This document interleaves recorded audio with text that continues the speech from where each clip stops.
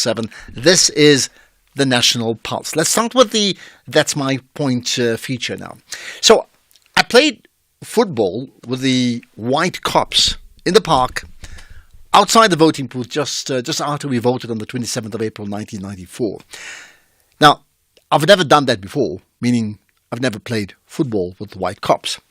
You see, up to that day, the cops were not our defenders. They were our enemies. We were living in apartheid South Africa after all. 27th of April 1994 happened and changed all that just overnight in terms of the paradigm shift. So now, on the eve of forming a government that will lead South Africa's 7th administration, it's once again time to reflect on where we are and where we want to go. On the eve of that first election, lots of talk was about a doomsday scenario. Remember how people stocked up with paraffin? Are you old enough to remember that? All because of the what-ifs, right? So then came May the 10th and a new government and the inauguration of Nelson Mandela as the first elected president of democratic South Africa. Remember that aircraft flyover as well on that day over the Union buildings? On that day, well, the sun certainly shone very brightly on our nation, right? So my point is this.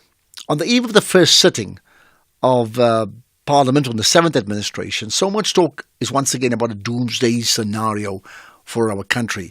Political parties not talking to each other, lots of finger pointing, and it just seems ongoing. The absence of we the people very central in those conversations, right?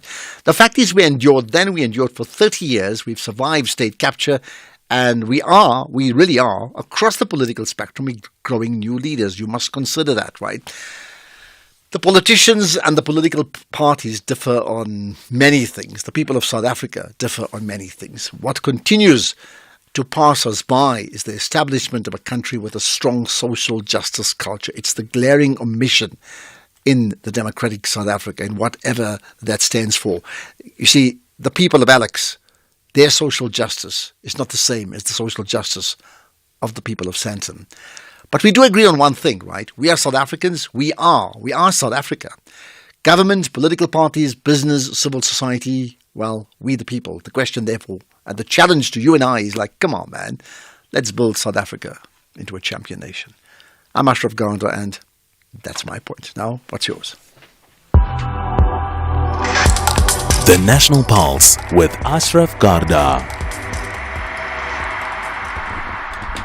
Right, so let's get your thoughts. You can pick up any comments you want to comment on my opening, but anything else, all related, I think, well, anything that for you moves the National Pulse, and I ask that question every single day, what moves the National Pulse at the moment? It still is the biggest issue, the election and the natural fallout from the election in different aspects, different quarters, okay? Let's start with an issue that came up, well, a few days ago, and then we discussed it, and the news came through last night, in fact, that the Constitutional Court dismissed the application by the Umkhonto we Sizwe party, that's the MK party, to interdict tomorrow's opening of Parliament. As you know, we've had chats about that, and the MK party is still very aggrieved, particularly around the issues of their claims of vote rigging and their point they have proof for all of those things. So let's start with that and get a reaction from the MK party. Their spokesperson is Ndlamulo Ndlela. Good talking to you once again, Ndlamulo. Thanks for your time. Good afternoon to yourself and good afternoon to your listeners. Thank you. Okay, you obviously got the ruling. What's your response? Well, our response is that we're obviously disappointed at the outcome. From where we're sitting, we still believe that the approach that the IEC took in pronouncing and declaring the results off the back of existing objections that they had not taken into consideration, and the discrepancies that we've raised thereof is infringing on the rights of South Africans that wanted to vote for a party and a government that they want to represent them. And we still stand on the basis that this has been an unfair and this is a free and fair election. And we stand at that. Okay, what's your recourse now? Well, let me just firstly start with this issue of this perception that was created that we came in late. No. The IEC went and made a declaration of the results on 10th of June. 2 days later, we constituted a national leadership meeting where we had to make a determination as to pursue this and how do we go about, the declaration of those results. And remember, the IEC made a declaration of those results not only just off the back of the objections, but they were saying the reason they had to move with speed was because they had to satisfy the markets.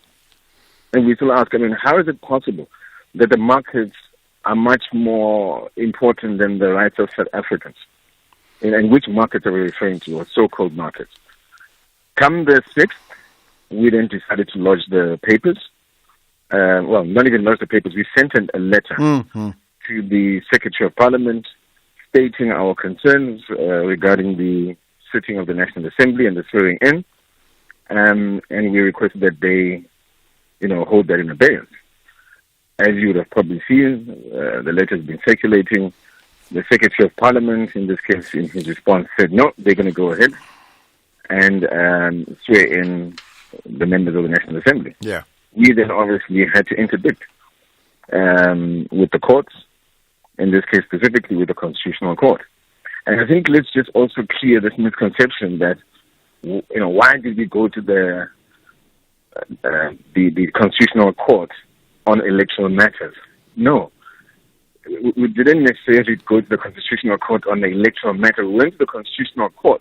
That's why Part B of our papers states very clearly that there is a concern that we have regarding the electoral process, but we are only out of concern, are requesting that this sitting will be unconstitutional because it's not a true reflection of what the outcomes of the all right. So I hear you. So let's just get this right. So the Concord has turned down that urgent interdict. So that's, you can't do much about that. The issue of the allegations, and you claim you have got the proof, that would have gone to the IEC, right, around the issues of vote rigging. Have you had any further comeback on that? Well, naturally, we're engaging with our lawyers. The voluminous evidence that we have would have to be supplied or submitted to the necessary court, which in this case is the electoral court, and we'll take it from there as it pertains to that process. Okay. So in the meantime, that could take days, weeks, we don't know, right? In the meantime, there's a sitting of Parliament tomorrow. Would you now attend? Look, as a form of protest, attending would be a declaration of, in a way, agreeing with the outcomes. Right now, swearing in and IEC declaration of results in one sentence is an oxymoron. We can't be endorsing what we do not believe or stand for. So, from a protest, we are not going to be swearing in any of our members at national. Come provincial legislatures, yes, we will participate accordingly. Why would you do it at provincial and not national? But the intention here is the following. We stated categorically that we will not be part of, firstly, this so-called government of national unity. Secondly, and most importantly, it's to demonstrate that we are still against and still reject the outcomes of these so-called free and fair elections. So when it comes to provincial, we still have a responsibility, naturally as we would also at a national level, to govern, and specifically when it comes to KZN. Because remember, when you contest elections at the end of the day, you contest elections with the aim of serving the people. But we believe that even though this is the case, this is not a true reflection of, the people's will. In other words, if you look at just KZN or any other province, we should, maybe even at national, from where we're sitting. Okay. Do I take it engaging in government of national unity and potentially maybe be in official opposition? Okay, but look, you can protest, you can be aggrieved, but you can still be there to uphold democracy. And maybe that is exemplified or manifested by your position with regard to the KZN province. Let's just move on very quickly to the developments in KZN. You obviously heard overnight the position of the IFP in terms of where they stand with the government of national unity. But they did say that your party, the MK party, had set up a meeting with them on the Monday. That didn't happen. There was some discussion discussions yesterday, telephonic, I think maybe. Has anything developed there? That means what I'm asking you is, forget national, is there a deal in place for the MK party to be able to govern KZN province? Absolutely. Let me just deal with the issue of the IFP, our colleagues at the IFP. Our colleagues at the IFP, I must state, were economic with the truth there. We requested a meeting with them for 5 o'clock. Our SG at that point was running late by 30 minutes. We informed them an hour before. So at 4 o'clock we said, can we move the meeting to 5:30? And then they then said to us, no, they can't wait because they've got a meeting at 6 o'clock. And they couldn't accommodate us. And we said, okay, can we meet you after that? They then said to us, well, they're not sure, they'll let us know. We had to contact them later on to follow up as to can we still meet, because I'm very important to the urgency of our meeting. Okay, if we can move on, I mean, I hear that part of it, but the bigger issue is, do you have a deal in place that includes the IFP? Yeah, but as we know, there's deadlines for the Parliament and province, but also deadlines on area. Do you have a deal in place? Let me know. No, we've been in discussions and there'll be announcements later on today. So on the basis of that, some of our partners will be making statements and press briefings today. Okay, and to confirm, that deal would include the IFP but exclude, I take it, the DA as well as the ANC? You'll hear those pronouncements later. All right. What time would we expect that? Well, if you look at what's circulating in the media, you'll hear there'll be a press briefing by the EFF, by the NFP, and another party as well. Okay, the EFF, their press briefing at 6 p.m. Yeah, okay, got that. Thank you for your time. We will look forward to seeing what comes out of that. So perhaps that's Ntlamulo Ndlela, the MK party spokesperson, very alluding to a deal that, my understanding, includes the IFP as well as includes the EFF and them, right, the MK party, in a deal for them to govern the province of KwaZulu-Natal. That's why we call this the National Pulse. Ashraf Garda on the National Pulse. All right, let's get to, we're going to, in fact, check to Dr. Somadora Fikeni in a moment. But by the way, just in previewing him, how's this message? Professor Somadora Fikeni have been long missing to really give us the seasoned political interpretation of our situation. We need him in this very difficult time, and we really call him to come back to the real analysis and vacate the administrative post given to him by government of the ANC to isolate his thoughts and ideas. Thank you, Prof. Listening to you. Well, I don't know about isolating ideas, but I would agree that we certainly have missed him. So there you are, Prof. Somadora Fikeni. You've got a cheerleader who's very happy that I'm talking to you on air. Good chatting to you. Thanks for your time.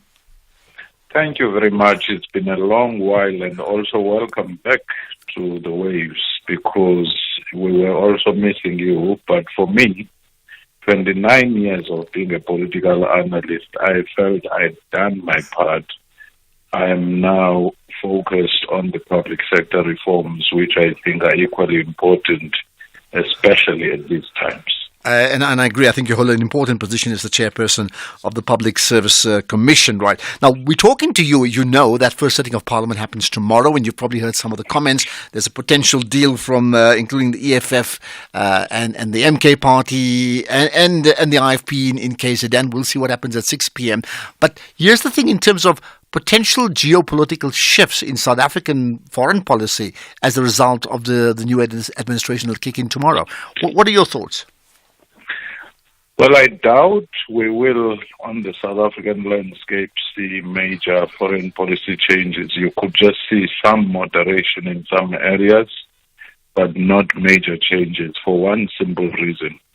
If you take the former liberation movement organizations and combine them, ANC, EFF, MK, and other breakaway groups that would be attached to that ATM, UTM, and so forth, which were since formed. They all align on one foreign policy stance on issues such as your BRICS, your situation in Gaza, and so forth. So you wouldn't expect that, especially when the international court seem to be affirming the South African position to a point where even EU, Western countries, US, are using this as a touchstone as well. So, but I would want to focus on the post-Cold War world order that is shifting into what I think is a new world order. Go ahead, yeah. I do think that whilst we're too fixated with the situation at home or with headlines, there are certain mega trends that we ought to be looking at, which are defining the collapse of the post-Cold War order, which is coming, and the new world order, not yet well defined, which is emerging. And some of the key features of that would be the rise of the global south, mainly led by China. And you do have India, Brazil, and other major players. Russia is also a factor there. And remember that the global south is a political concept rather than a geographic concept. And on the other side, they are challenging what has been an unchallenged U.S. Western dominance in that post-Cold War period. And you also have the internal crisis that is being experienced across many countries, but more pronounced in some of the Western countries. In Europe, for example, this led to Brexit, and with the EU elections right now, we have seen that there might be some shifts on certain policies. And within the U.S. itself, the identity crisis and political cultural wars are playing themselves out ahead of the presidential elections. And the global system, therefore, is fragmenting, but there are key drivers that we should be paying attention to. If I can. If you want me to go to the key all right, drivers, just very, very quickly, yes. Very quickly, you do have the global warming, environmental degradation, and the frequency of disasters, including pandemics. And that is not a reversible trend. It's going to be with us. Then you do have the geopolitical tensions across the world with flashpoints all over. Then you do have immigration, migration crisis, and the rise of nationalisms and protectionism. You do have the restructuring of family, as well as the demographic shifts where the advanced economies are experiencing this aging population and the poorer countries are experiencing this youthful bulge. And lastly, the artificial intelligence empowered technological revolution. Those are the key drivers. Whatever happens within South Africa, we should keep an eye on this. On all. And I think it's an important point that you make. I mean, absolutely. So, I mean, the way I see it in terms of, as you said, global north or global south, and the issue of maybe BRICS that sort of somehow straddles both sides of that, right?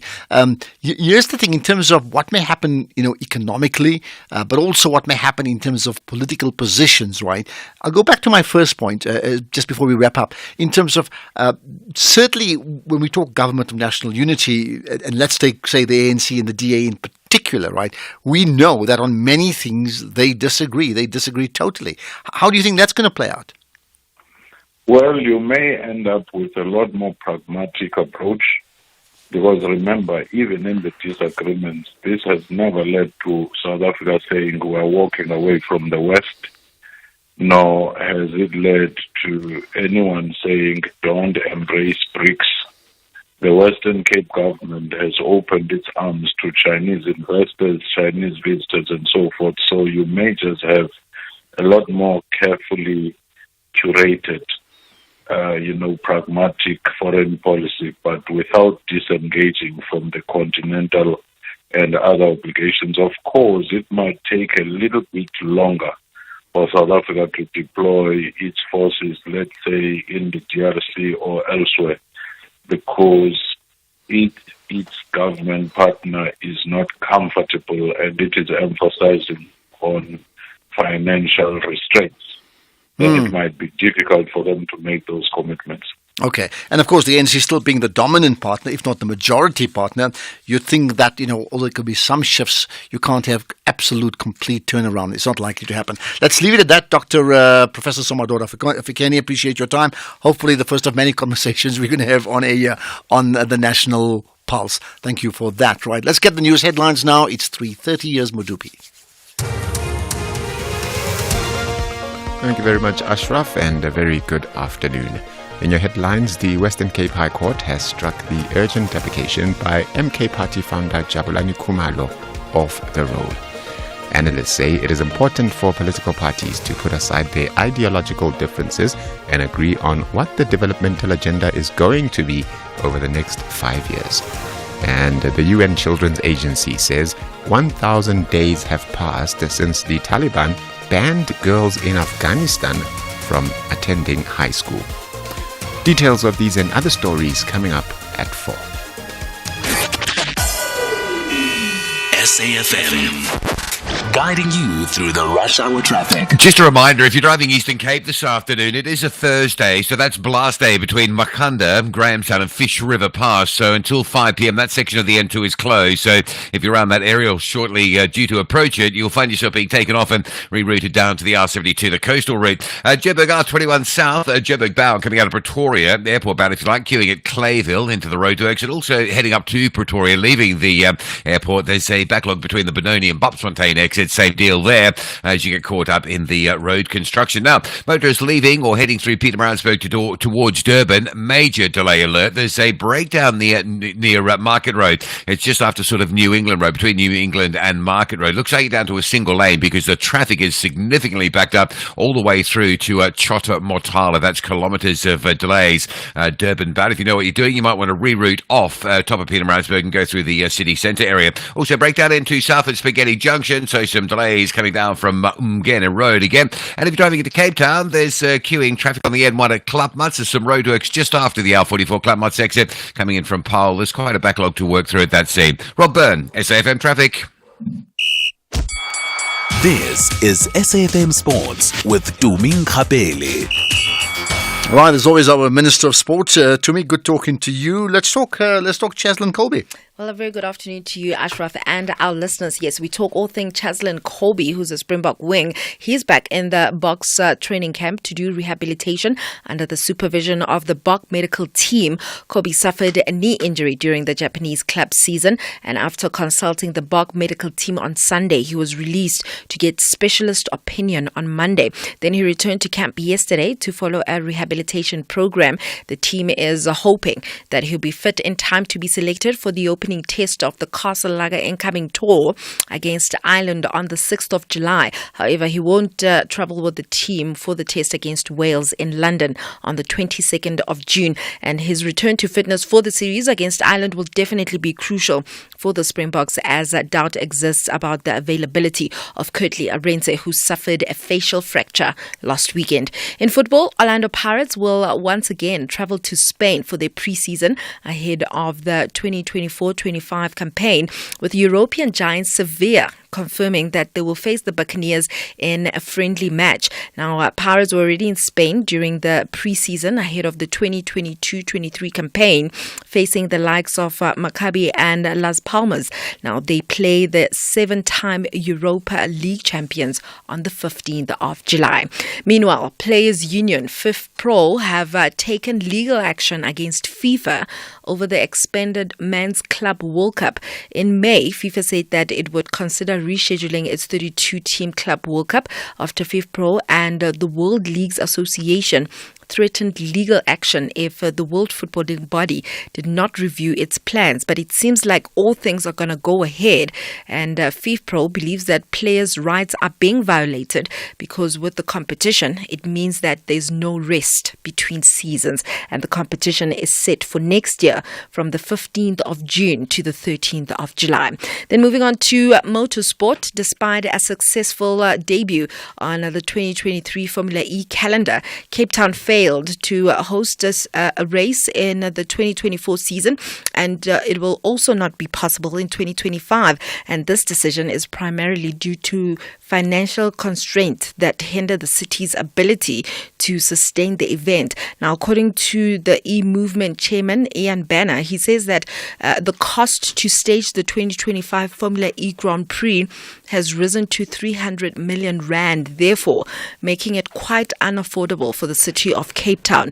The inaugural Cape Town E-Prix generated around 1 billion rand in economic activity, and the 2025 competition will feature 17 races across 11 cities, introducing new locations and revisiting popular venues. Then ending things off with women in sports, some great news coming from FIFA. They have now introduced some changes to the behind the scenes rules in the women's game.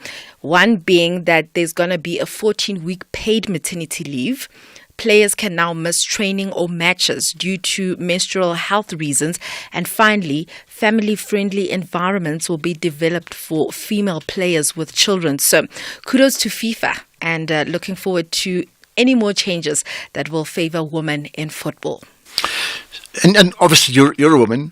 Yeah. Give us perspective. I think it's great because I tend to feel like when you're a woman, obviously you'll fall pregnant or you're dealing with menstrual a cycle every month, and some ladies can't even handle being on their periods and being productive at the same time. So them introducing some of these changes, it says, listen, just because of you're a woman, you can't be a professional footballer.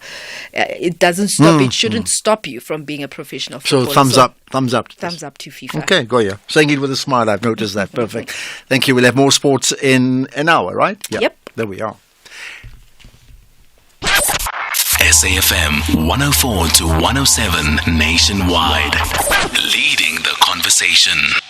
Now you can get private banking levels of service from Auto & General. They've just launched their private advisory service, and if you have more than a car to insure and your combined cover is valued at more than 1 million rand, you qualify. To celebrate, they're giving you the chance to win in the Auto & General Combine and Qualify competition. Visit safm.co.za, complete the entry form, and we could be calling you live on air. You'll be presented with various scenarios of insurable items. If you combine the correct two that meet the qualifying criteria for a private advisor, you'll win 5,000 rand. Plus, if you get an obligation-free insurance quote from Auto & General, you'll get an extra 1,000 rand. Visit safm.co.za and enter now. Auto & General is a licensed non-life insurer and FSP. T's and C's online.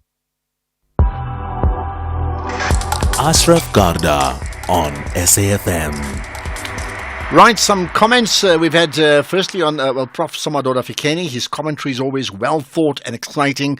Please bring him back, or bring him regularly. We missed him, from Andrew in Butterworth. Well, Andrew, I concur with you. I've chatted to him a lot before, and I'm glad that I'm back and he's certainly back. And I think you're spot on with all the things that you've said. Here's another one. I feel betrayed by the party that I voted for, the MK. I didn't vote for them to show their radicalness. I voted for them to democratically represent me and my family. I don't forgive betrayal. I will punish that MK party in 18 months. John in Joburg. John, here's a question to you. Before you voted for them, what did you know about their policies? Did you not hear what they were saying in advance in terms of their manifesto with the mission to change the 2/3 majority? Did you not hear about some of the other things they've said? Did you not hear about the court application? Did you not know anything about who led the party? And then why are you surprised? And then you say you're going to punish them now. Okay, in 18 months. Thank you. Let's move on. There's some interesting WhatsApp comments on the basis of the issues we raised. Here's another one about MK. Good afternoon, Ashraf, speaking to Sfiso in Devon. Ashraf, the MK party they try to stop the parliament not to sit tomorrow. They reject them. Now, is Jabulani Kumal try to stop MK? He's been rejected, even himself.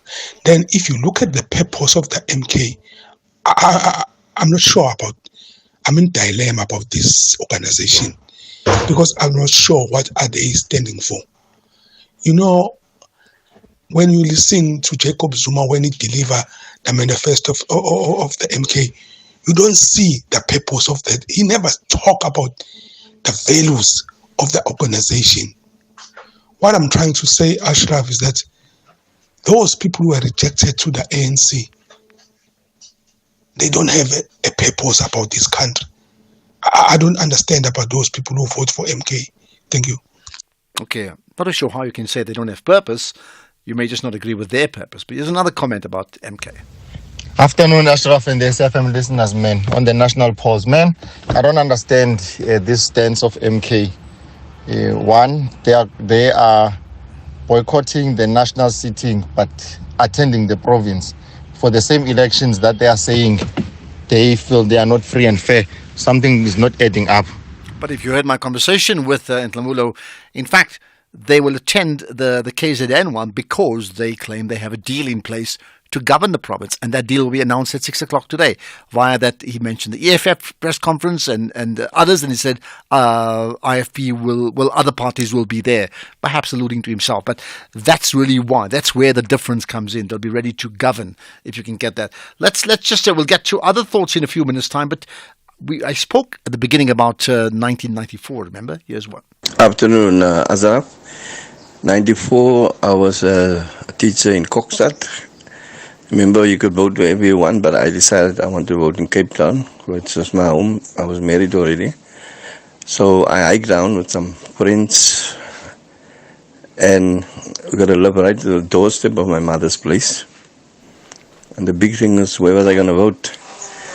So I phoned up one of my close teacher's friends and asked him where's he voting, because we know the line was going to be long in the colored areas.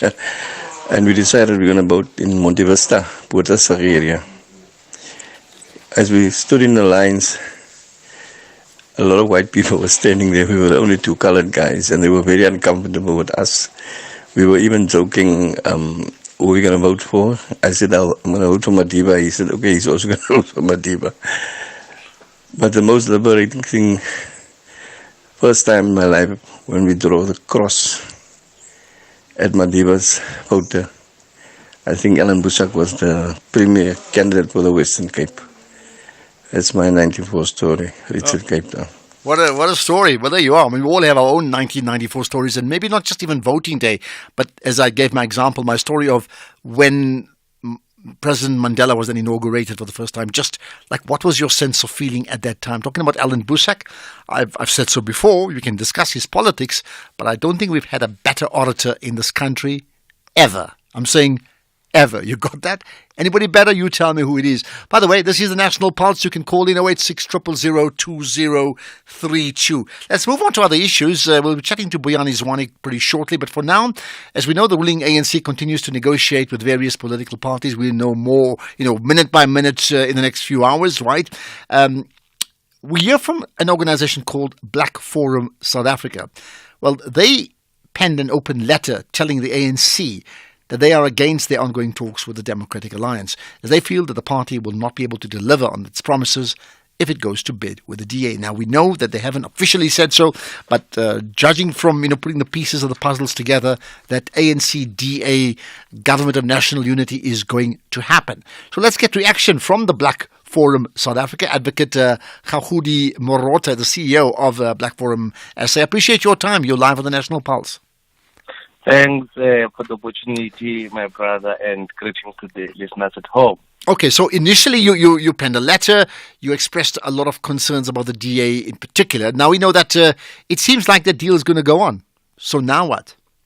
Yeah, it is quite unfortunate that as black people, our inferiority, we take decisions guided by our inferiority complex because political parties like DA, FF Plus, and other white organizations, when they have political party, they act.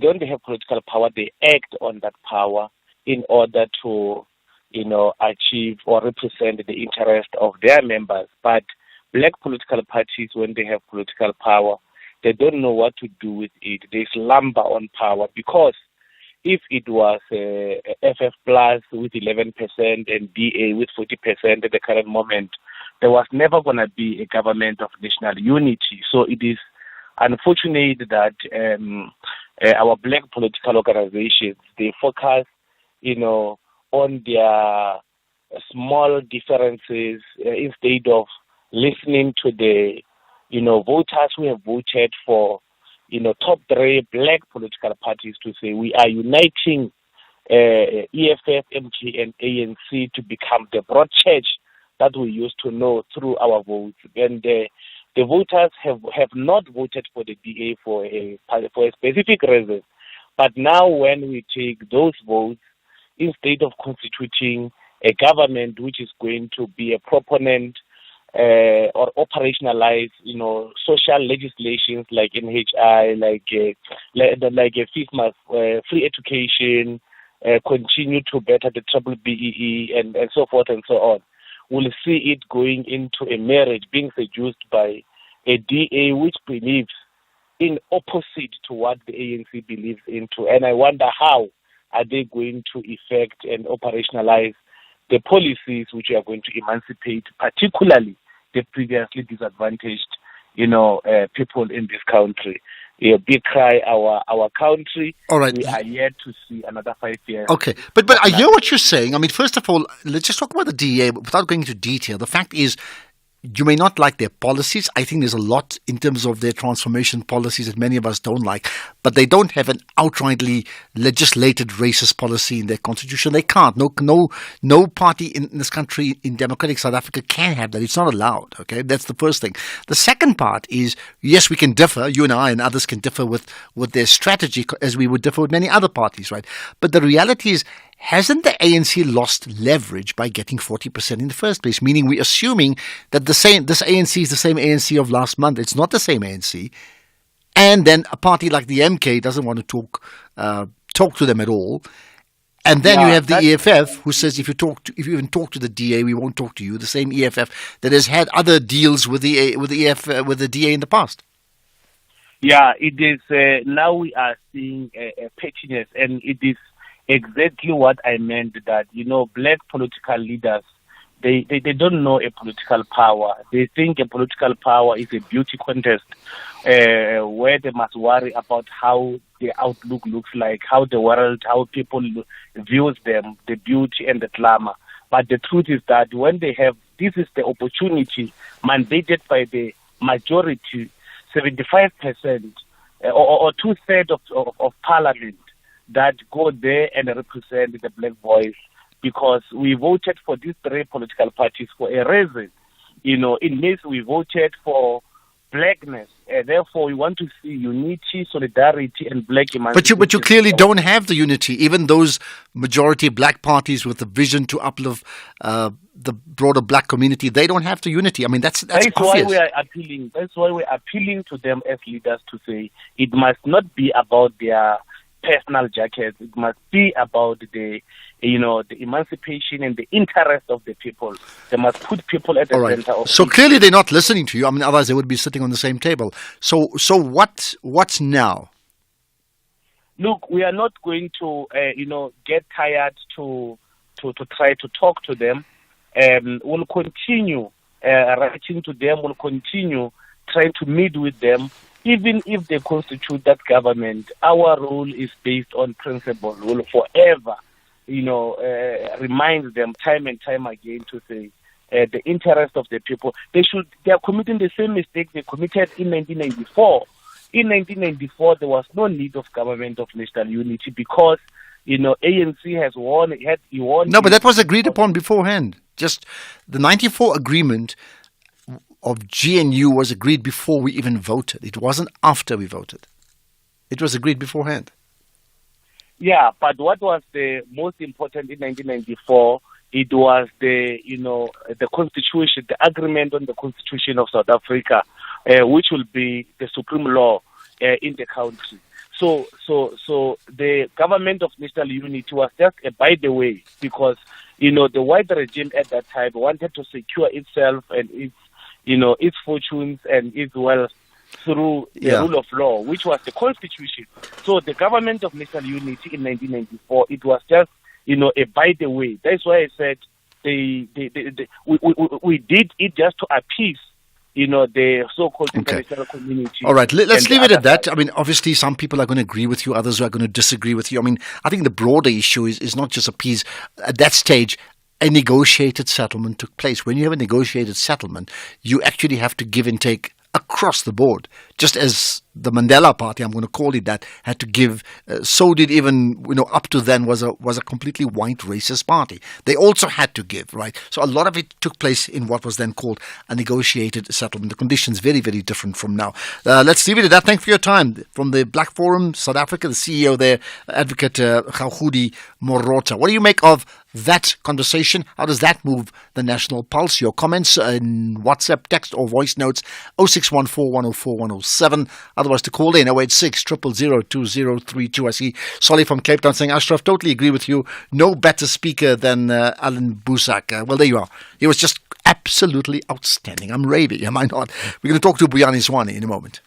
Mama Kiti, I heard Rand Water talking on the radio about how dangerous it is for people to encroach on their pipeline servitude. Yes, those high-pressure Rand Water pipelines are under the ground distributing megaliters of water. When people build on top of the pipeline, Rand Water is unable to conduct maintenance on the pipeline, which has a negative impact on water provision. Pipelines can burst without warning. People could get seriously injured or worse. Yes, people can die from a bursting pipe. That is why people need to understand that Rand Water servitude is where a Rand Water pipeline is located. If we build our houses or businesses on a Rand Water servitude, then we are encroaching on that servitude. They say if communities want to know whether they've encroached over servitudes, they should look for the Rand Water beacons. The beacons indicate the presence of Rand Water pipelines under the ground. They're rectangular, made of concrete, are painted either white or blue, and have the Rand Water logo on them. Let's take a walk around our area to see if there are any Rand Water beacons so that we can also tell the neighbors. Rand Water, celebrating 120 years of existence and still finding new ways to provide clean, portable bulk water.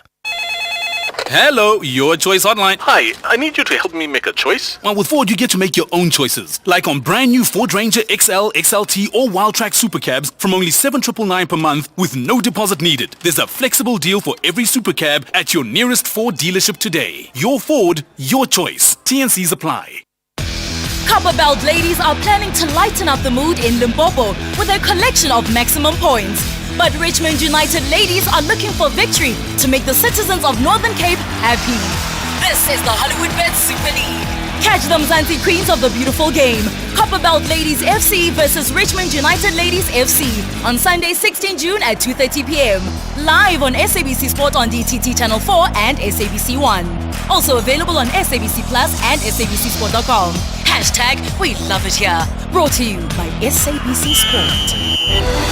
For the love of the game.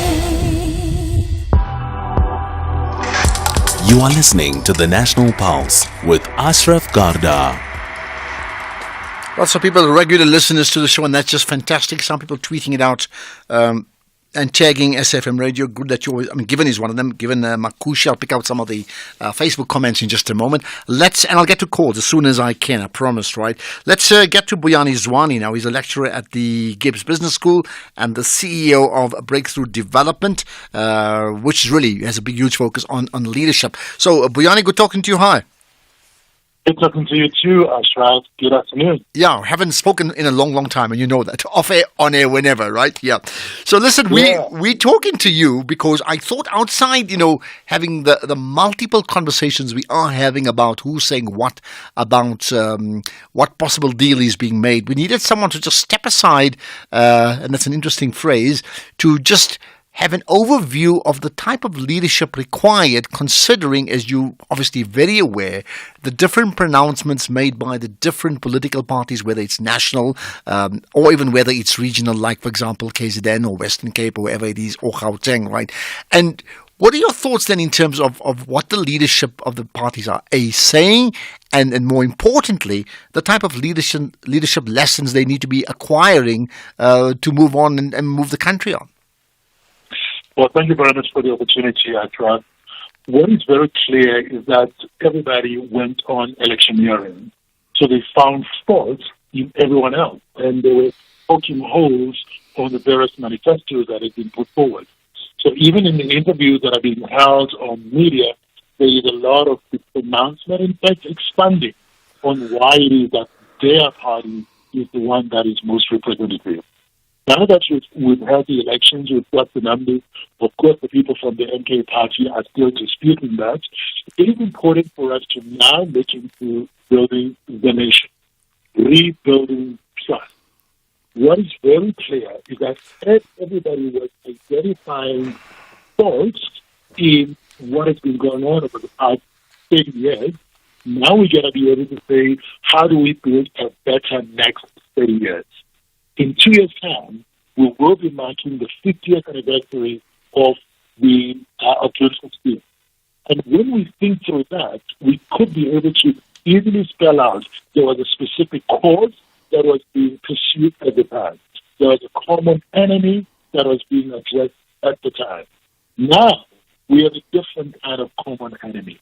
We've got highly qualified people who are unable to find employment.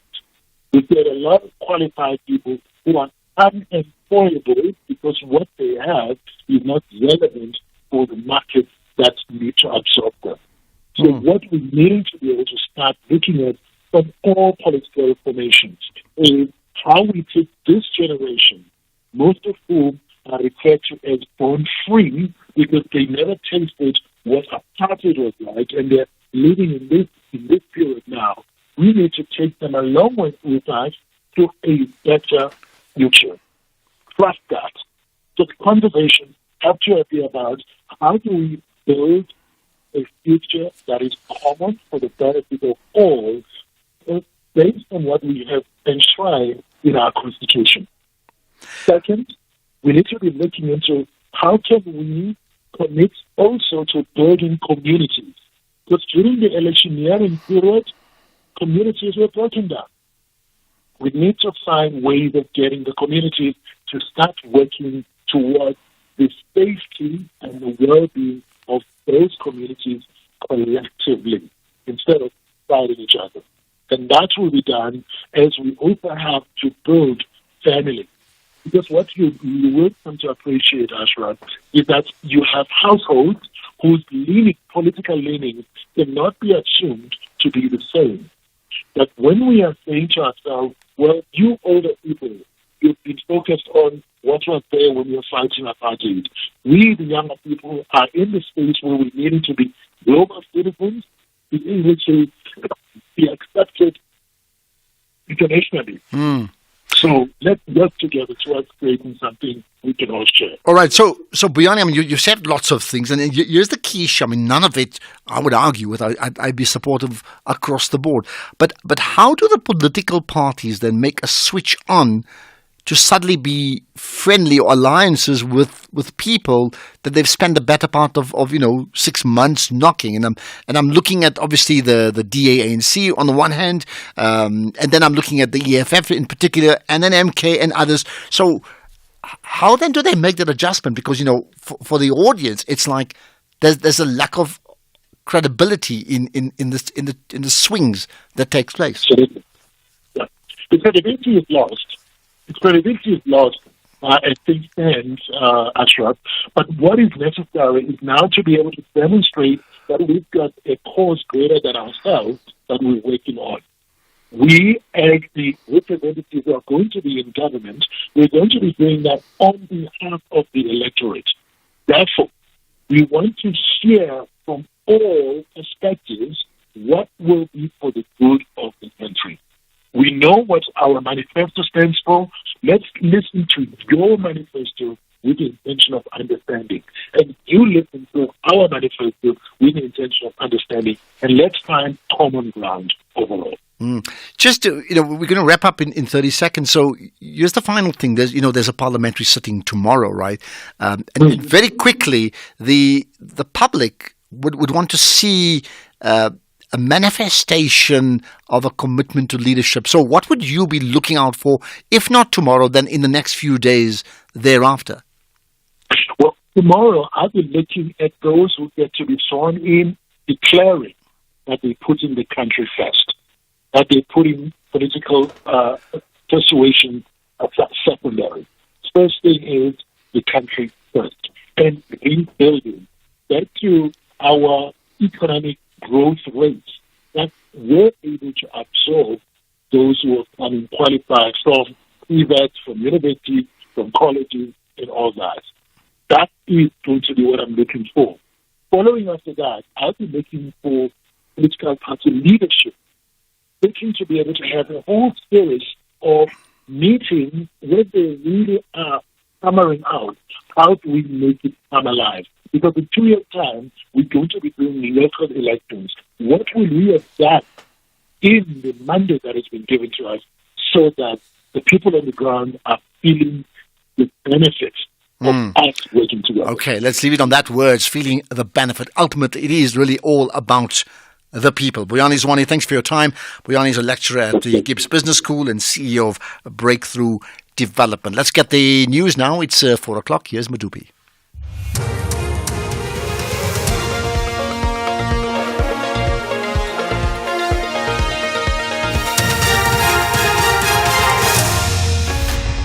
Thank you very much, Ashraf Garda. The top stories: another legal blow for the MK Party founder, and Mercedes-Benz to retrench staff.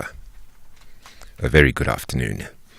The Western Cape High Court has struck the urgent application by MK Party founder Jabulani Khumalo off the roll. This was Khumalo's last-ditch effort to be reinstated on the party's list and to be sworn in as an MK parliamentarian tomorrow. This in a series of legal blows for the founder of the country's third largest party. Earlier this week, the Electoral Court also dismissed his application to be reinstated as the leader of the party. Analysts say it is important for political parties to put aside their ideological differences and agree on what the developmental agenda is going to be over the next 5 years. This as political parties are racing against time to form coalitions ahead of the first sitting of Parliament and provincial legislatures tomorrow. The ANC has proposed for a government of national unity after it failed to garner an outright majority. Political analyst Professor Jolene Steyn-Kotze says the IFP's ideological policy can bring those diverse positions together. You are looking at quite an ideologically diverse role, ranging from in the ANC's manifestos to your more liberal economic viewpoints that the DA holds to your more socialist that we find in the EFF. What is interesting is in this mix, however, the ideological policy positions the IFP proposes within its manifestos can actually act as a unifying force to try and bring those diverse positions and diverse views together. Mercedes-Benz South Africa plans to retrench 700 workers at its East London manufacturing plant as the company tries to improve operational performance. In a statement, the company announced that it is entering a consultation process to discuss restructuring its manufacturing operations. It's planning to move from a 3-shift to a 2-shift model.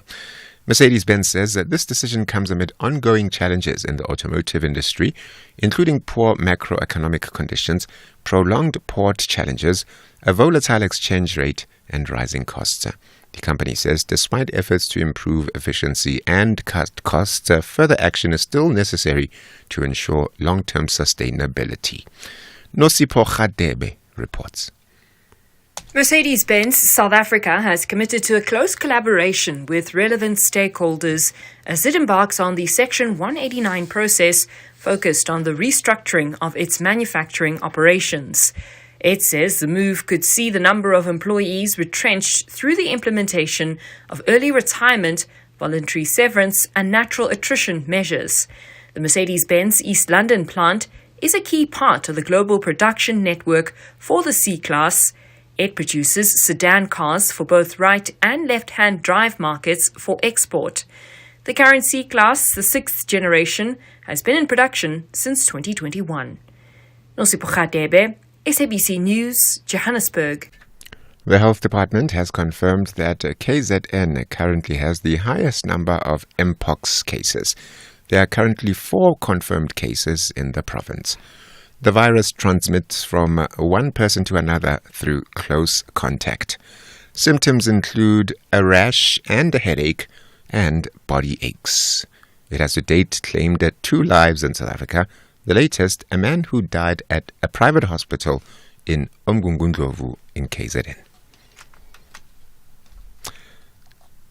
And the UN Children's Agency says 1,000 days have passed since the Taliban banned girls in Afghanistan from attending high school. UNICEF warned the systematic exclusion for medication is affecting the girls' mental health. The BBC's Samira Hussein reports. When the Taliban seized power in August of 2021, girls were swiftly banned from attending secondary school. 1,000 days have passed since then, which amounts to 3 billion hours of learning lost. A year after taking over, the Afghan rulers banned women from attending universities. UNICEF says the impact goes beyond a simple lack of access to education. The ban exacerbates the ongoing humanitarian crisis and has serious implications for Afghanistan's economy and development. The top story at 4 o'clock, the Western Cape High Court has struck the urgent application by MK Party founder Jabulani Khumalo off the roll. For SAFM News, Kemudupi Makhaleme. And coming up in your sports this hour, Nadal pulls out of Wimbledon to prepare for Olympics, and Sharks Flyers scoops URC try of the season. More details at 4:30. SAFM, guiding you through the rush hour traffic. Pretty heavy on the R21 both ways today between Pretoria and the airport. Obviously, the multiple lanes closed coming south into Olifantsfontein Road. That's quite heavy approaching Clayville. And then some lane closures between the Benoni exit and the Bobsfontein off-ramp on your way to Pretoria. And that's a reasonably heavy delay as well. Crash on Joburg's N1 South. That's heading towards Soweto just in fact after Albertina Cecilia Road at Maresburg. So there's a backlog just starting to build into that. And here's an unusual queue. It's a breakdown on the N12, the southern bypass between Kamaru Street and Reading Interchange. So if you're moving past the Glen, heading direction Alberton, that's quite a heavy backlog. Going to Durban out of Pietermaritzburg, the stationary truck just before Market Road that backed everything up has been cleared, but it's released a lot of traffic at the same time. So really from sort of Pietermaritzburg bypass territory all the way down halfway to about Ashburton is where you stay in some fairly and reasonably heavy traffic. And Cape Town, this will get a lot busier over the next couple of hours. AZ Berman going in and out of Mitchell's Plain. Major restrictions there. I think that's for My City Busworks between the R300 and Highlands Drive. That area is already jam-packed, and it is going to have a massive impact coming off the R300 southbound as you approach the Stock Road exit to get onto AZ Berman as we go through this afternoon. Rob Byrne, SAFM Traffic. The National Pulse with Ashraf Garda on SAFM. You're listening to the National Pulse, weekdays 3 to 6 p.m. Well, there you are. What really moves the National Pulse? I'll tell you what, the NFP party, that is, of course, their press conference coming up shortly. If it happens soon, we will cross to it because that's significant, particularly in KwaZulu-Natal province. The ANC, NEC meeting up, I believe, around 4:30 today.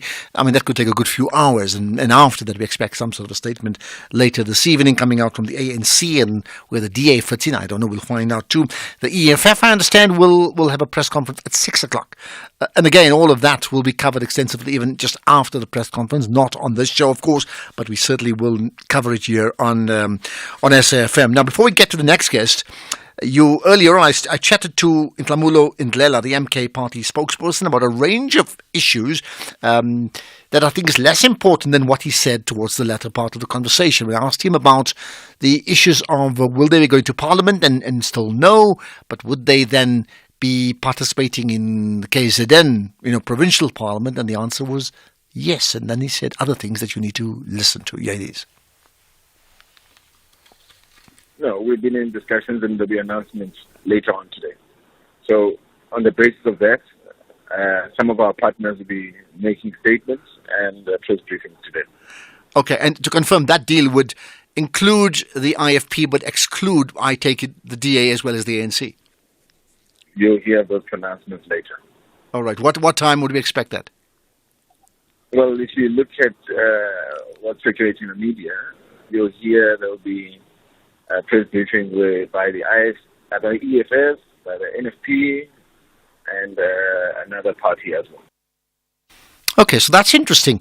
Effectively suggesting that, our partners will be having their press conferences, EFF, NFP, and another party as well. And he did suggest earlier on that, in fact, they are in consultations with the IFP, and that the IFP will be part of some agreement that it would have in that province.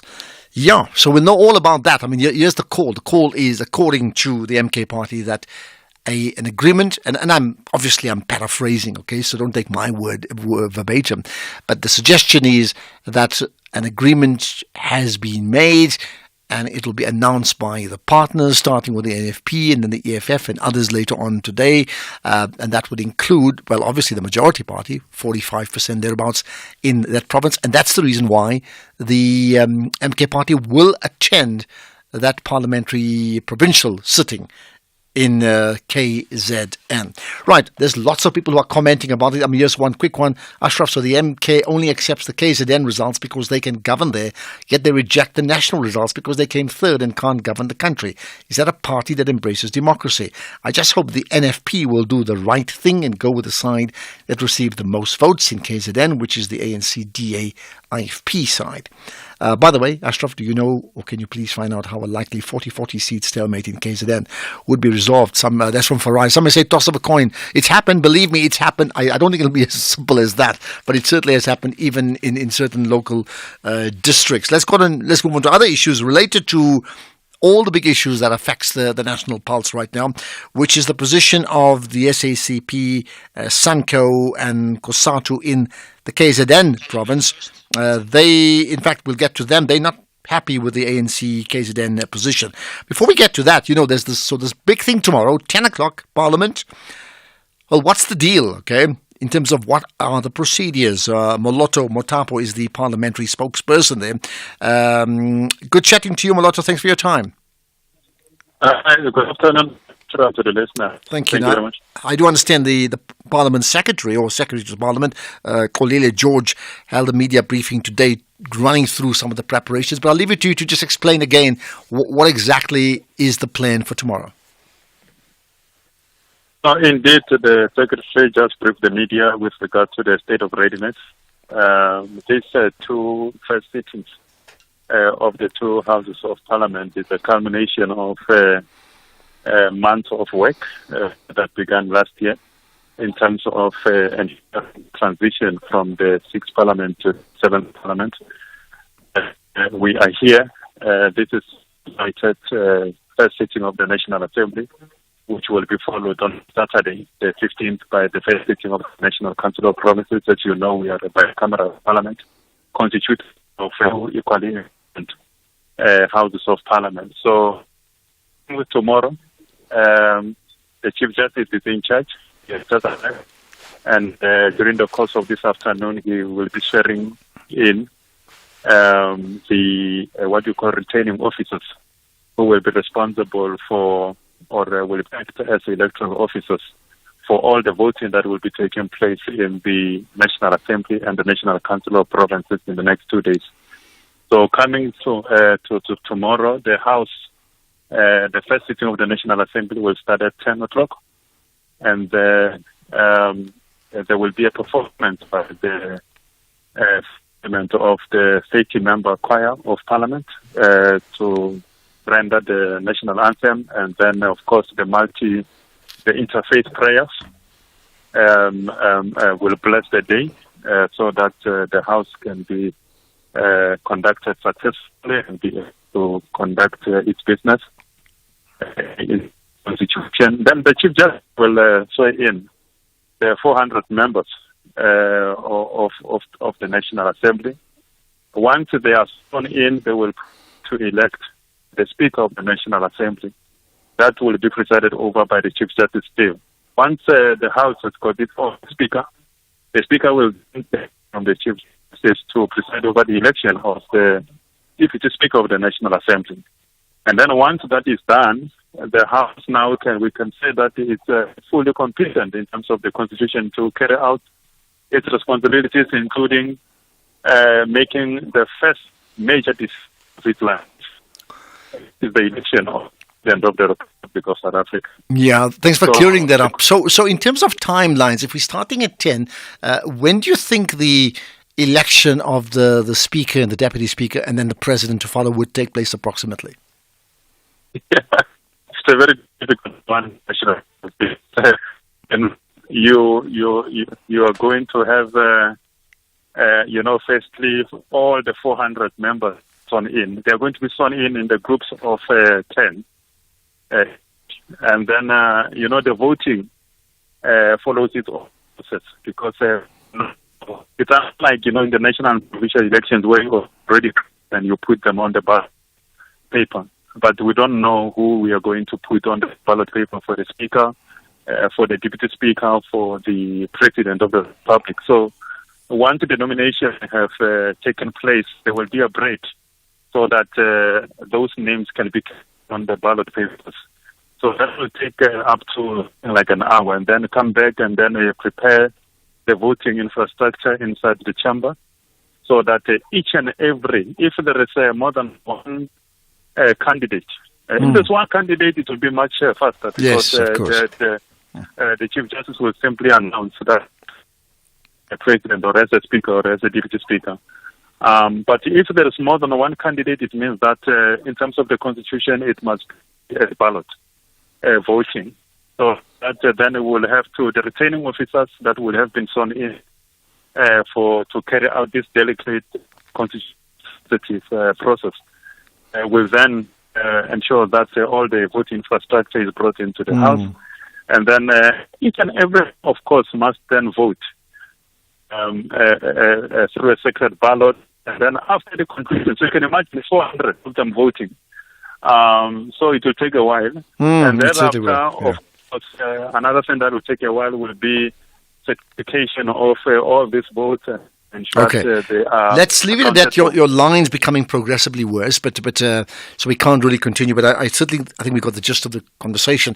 I'm certainly, and I think many others are trying to plan their day tomorrow between other things and counter attractions that take place and commitments to say how can we plan the day to watch the beginning and then the swearing in of the 400 members and then as you said the vote of the Speaker, the Deputy, and then the President, and whether it's going to be a quick one with no counter. No more than one person nominated, or would there be an all-out election that takes place? Okay, let's get to some other callers in the meantime. Mohammed in Lenasia. Hi, Mohammed. Ashraf, a nice program. Much appreciated. Thank you. I'm extremely disappointed. I have been an ANC voter from the day Madiba came out of jail. Mm-hmm. And I joined the ANC 50 years ago when I was in India. All right. So, I've always been, where Madiba used to say my blood is ANC colors. Mm-hmm. But the problem is, I am getting extremely disappointed with the way things are going now. These elections were a slap in the face of the ANC. The electorate, the common poor people, the disenfranchised in the past, they came to the polls with great hope in 1994. And today, their dreams are shattered, Ashraf. Well, so that's the question. It's not so much a slap in the face of the ANC. It is a rejection of the leadership of the ANC. That's really what it is. You see, the thing is, we are all people watching. Look, I give credit to the ANC. I lived under apartheid. I grew up under apartheid. And you grew up under apartheid. You know what it was like. It was bad for us. Education was separate. Schooling was separate. Everything was separate. You go to the magistrate's court also, it was separate for blacks and separate for whites. Everything was separate. And give credit to the ANC. They built 5 million houses. People who never had electricity, now they have electricity. Many, 2 million people are employed by the state public services. Mm-hmm. So we give them the due. They've done a lot. But sadly, with the amount of resources they had, they could have put it to good use. Look at the state of the roads. Look at the state in Transkei. People don't have water, Ashraf. Well, I mean, but that's my point. That's precisely the point. Mohammed, let's leave it at that. I mean, we need to move on. That's precisely the point. That we can say what we want about the other parties. The one party that's been in charge for 30 years is the one a lot of questions have to be asked. They're not in charge for 2 years. They're in charge for 30 years. And a lot of it, they've let slip. And it's difficult to defend that, no matter what you think about them ideologically. All right, I think we've got further comments. We'll pick out some WhatsApp's voice notes as well. What we'll do is there's interesting thoughts about. Here's a question about the DA and the ANC, which I think is worth considering. Good afternoon, Ashraf. This is Makwara Chinyazo from Toyambo. Ashraf, I am eagerly waiting for the ANC and the DA to announce if they have reached an agreement of working together. We haven't heard from them. We are still waiting for them to come and announce if they've reached an agreement. We haven't heard from them, and which is very surprising. These are the two biggest political parties, which they must announce to the nations if it is true they are going to work together. They must come to the nation and tell the nation if they have reached an agreement. It was only the AIFP which came yesterday and announced that it will join the GNU. But DA and ANC, we haven't heard from them. Why? What is delaying? It means that these two biggest political parties are still at loggerheads with each other. There are so many things which they are not agreeing. Which they are not agreeing. Maybe in terms of leadership, and it is very problematic. And I don't think this GNU, going forward, when these political parties are still disagreeing on so many things, how will this GNU work? I don't think this GNU will work. This government of unity will not work, will not be effective to our country. Okay, well, there you are.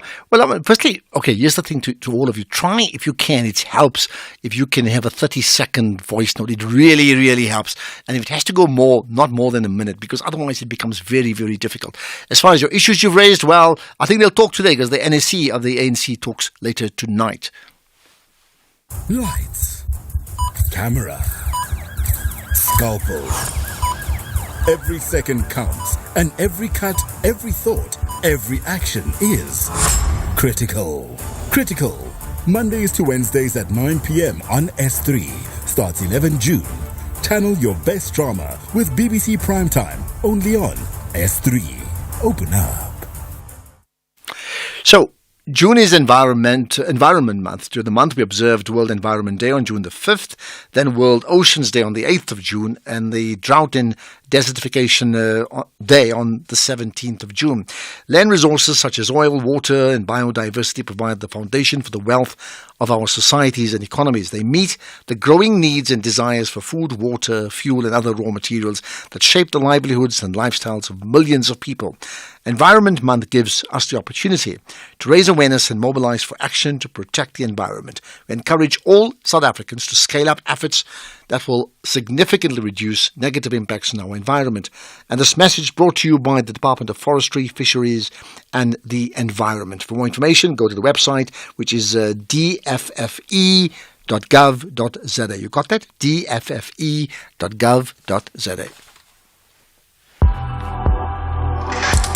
The National Pulse with Ashraf Garda.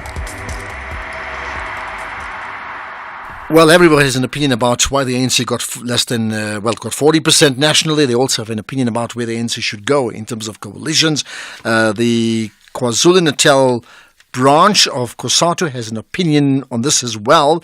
Edward Mkhize with me, the Provincial Secretary. Edward, appreciate your time. Hello. Hello, Ashraf. How are you? Greetings to you and your listeners. I'm very good. Of course, now COSATU is an alliance partner of the ANC. You have a position regarding what's unfolding in front of us ahead of tomorrow. What is your position?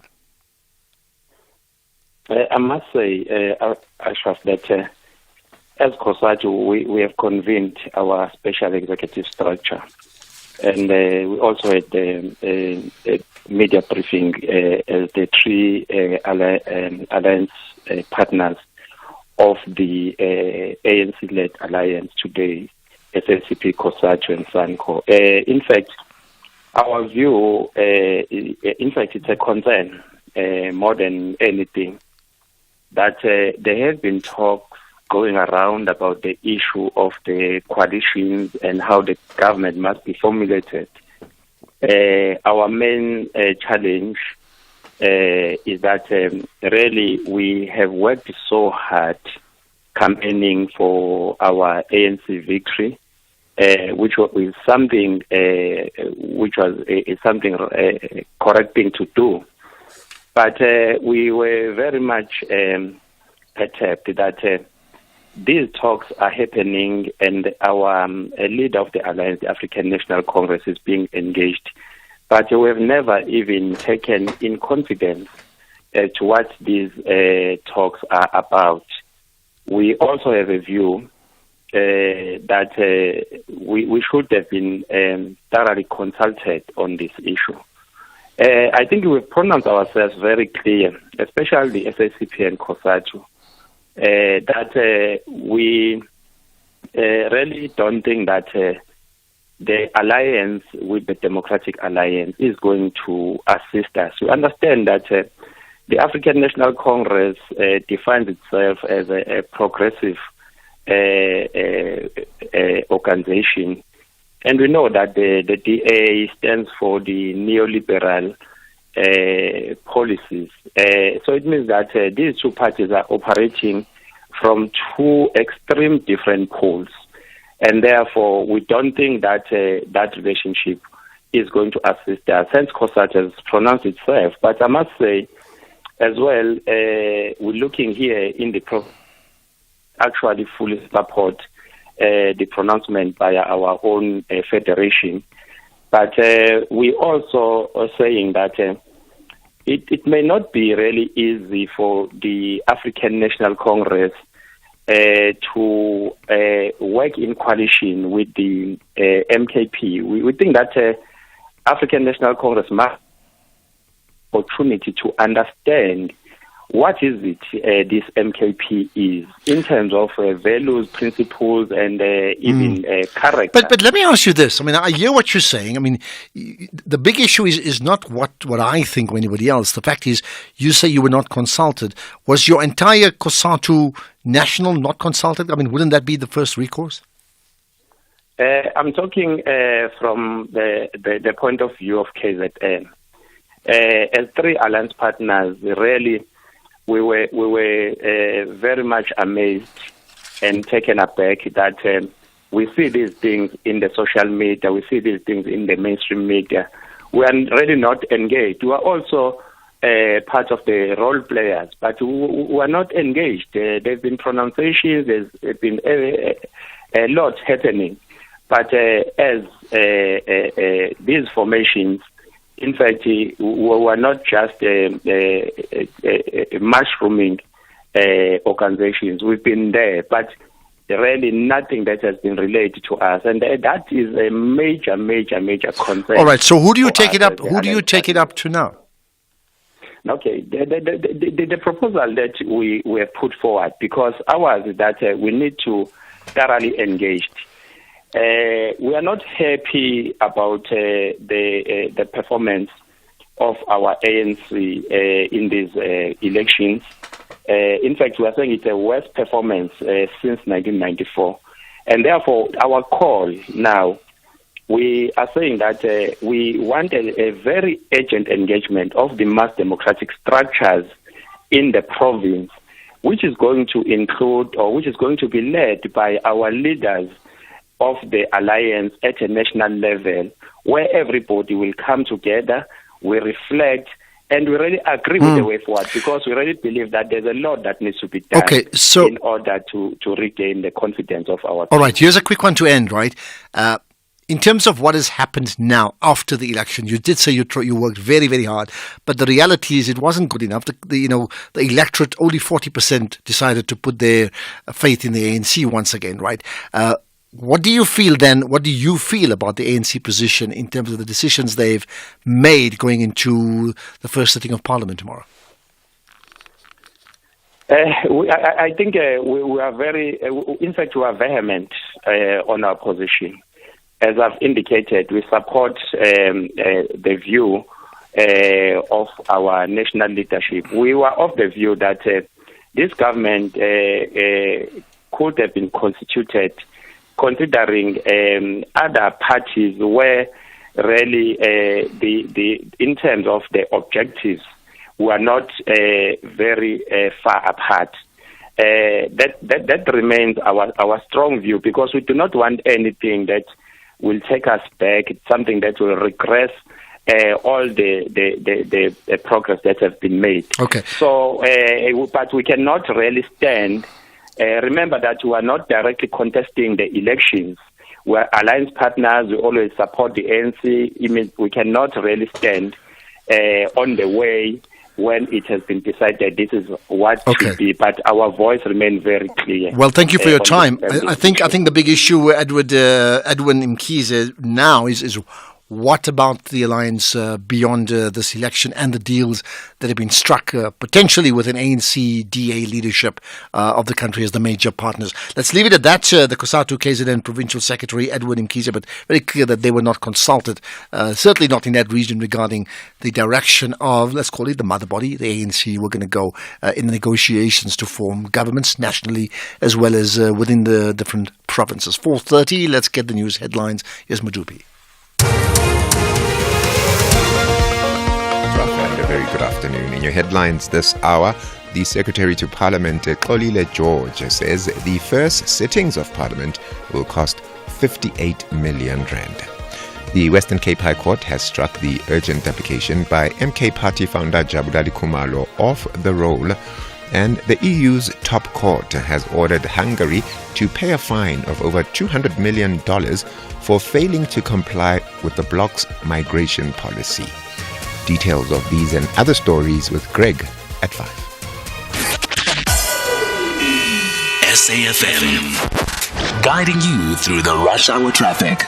Queue growing on Joburg's M1 South, home towards Soweto this afternoon. It's a crash just by the Albertina Sisulu exit in Maresburg. That traffic back through to Gordon Road and working back towards 14th Avenue pretty quickly. Bit of traffic on the Mike 1 today to work through between Parktown and the Sandton area. Now, when we last spoke, we told you the big backlog at Pietermaritzburg had been clearing through an earlier breakdown at Market Road. Now, what's happened? It's all running into another breakdown now at sort of Linfield Park territory. So it all backed up from Chotamatala to Market Road. It was released when the truck was cleared, and then one of those trucks broke down as it made its way through Linfield Park. So heading to Durban, still major delays. N2 North this afternoon, Kwamashu through to Gateway, looking okay. It was a bit of a nightmare all day yesterday, but today it's been fine since about mid-morning. Cape Town, a bit of pressure on the N2 outbound from the city centre towards Bunga Avenue, and the roadworks on the M1 inbound at Clubmutts, which were causing delays earlier coming in from Paarl, have been lifted, and that traffic normalising its flow. Rob Byrne, SAFM Traffic.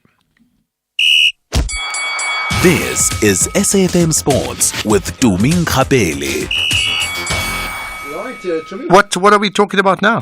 Well, the big story just coming in is that Rafa Nadal has confirmed that he will not play at Wimbledon in order to prepare for the Olympics in Paris. The 38-year-old last played at Wimbledon back in 2022 when he reached the semi-finals and had to pull out because of injury.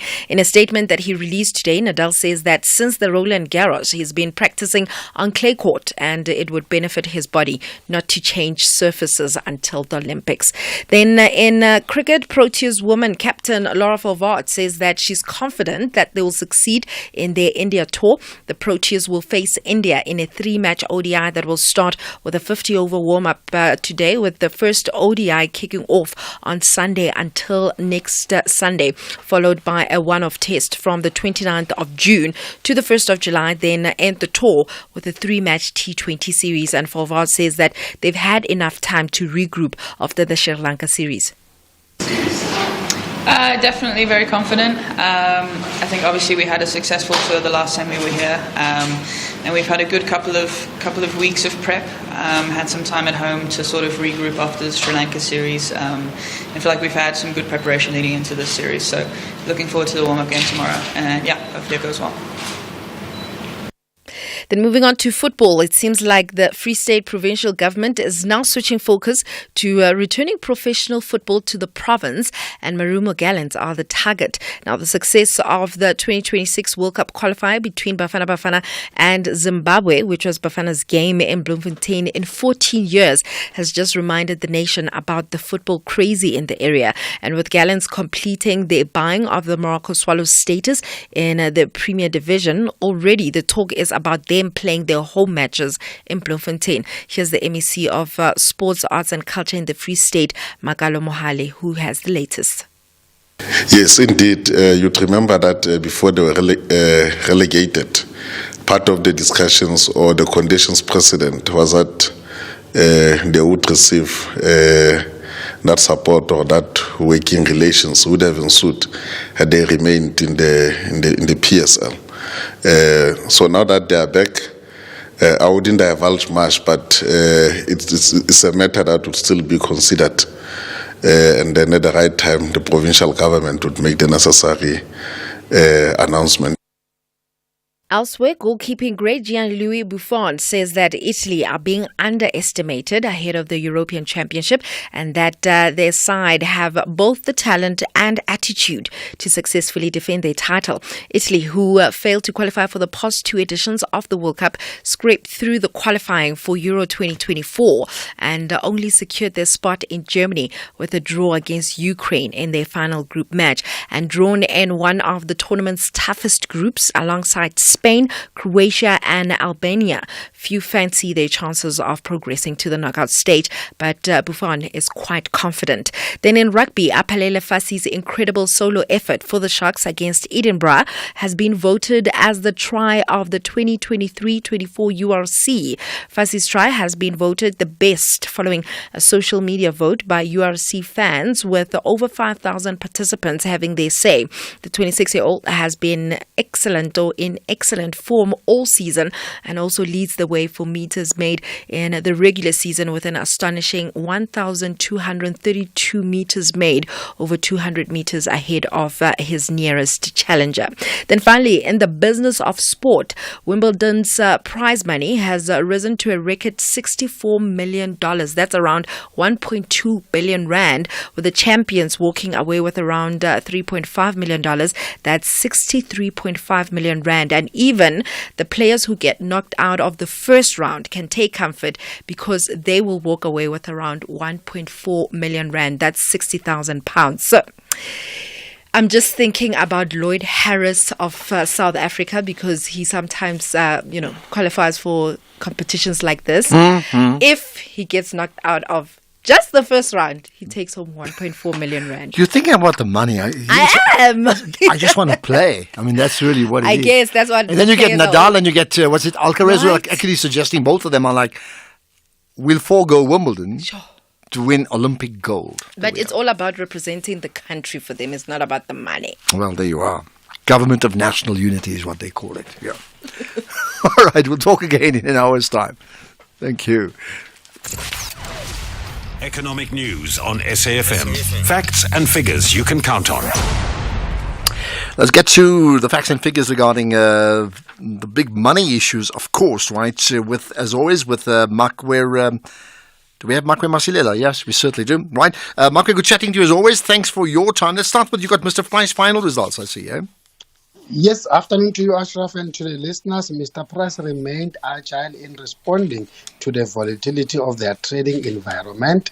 The guys strengthened their market position as evidenced by gaining market share for the 7th month in a row at better margins. So the market share increased by 30 basis points, and due to load shedding, Ashraf, they lost approximately 65,000 trading hours.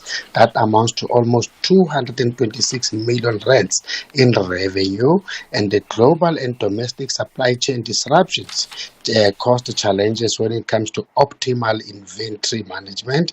And these challenges, Ashrafs, were faced amidst the backdrop of a weak consumer environment as elevated inflation levels continued to impact the low to middle income households. And remember, that is the core customer base for Mr. Price, but their retail sales were up 16% and managed to to open 238 new stores.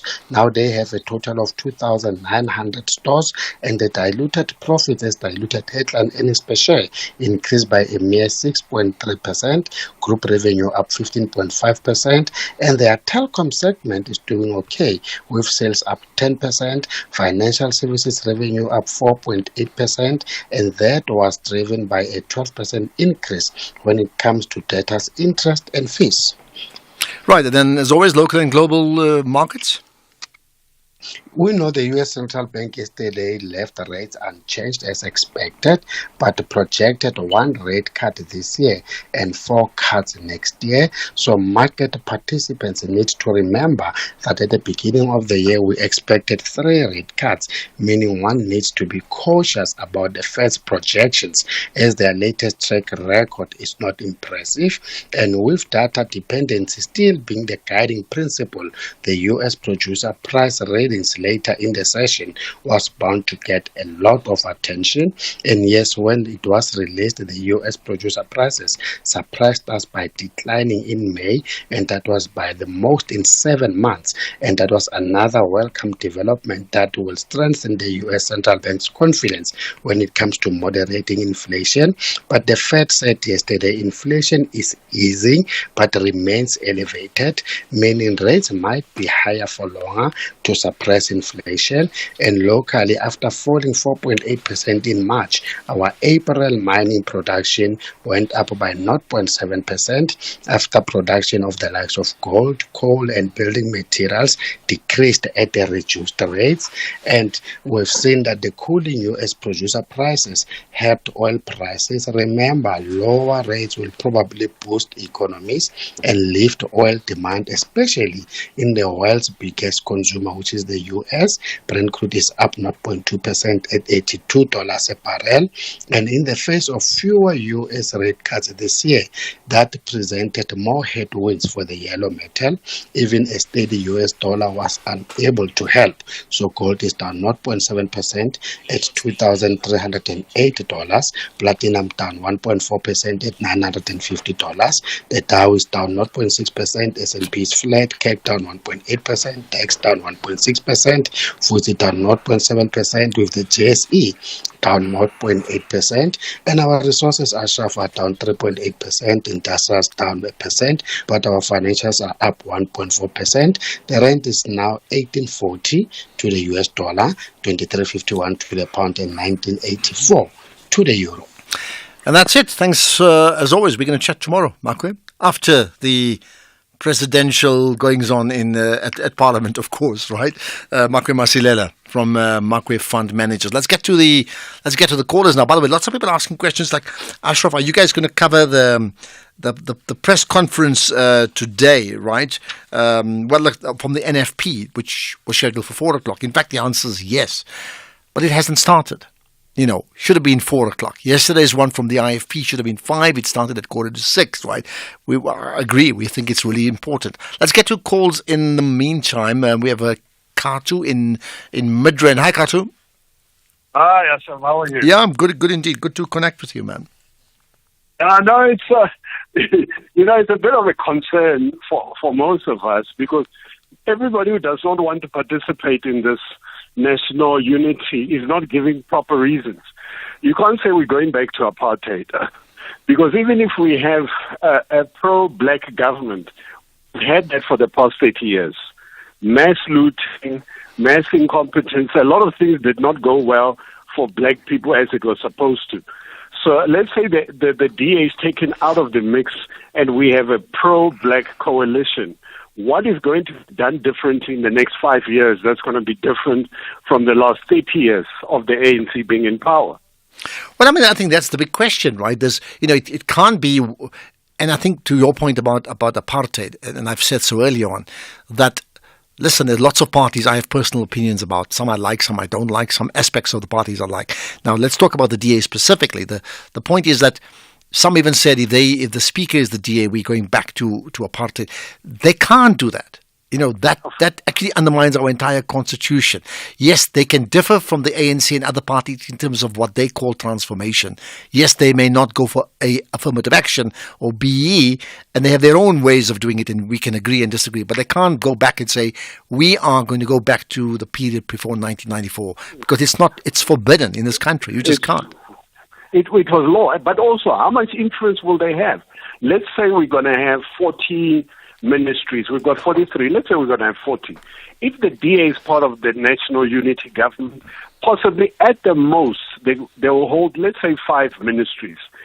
The ANC will possibly still have about 30 ministries. They will still be in power.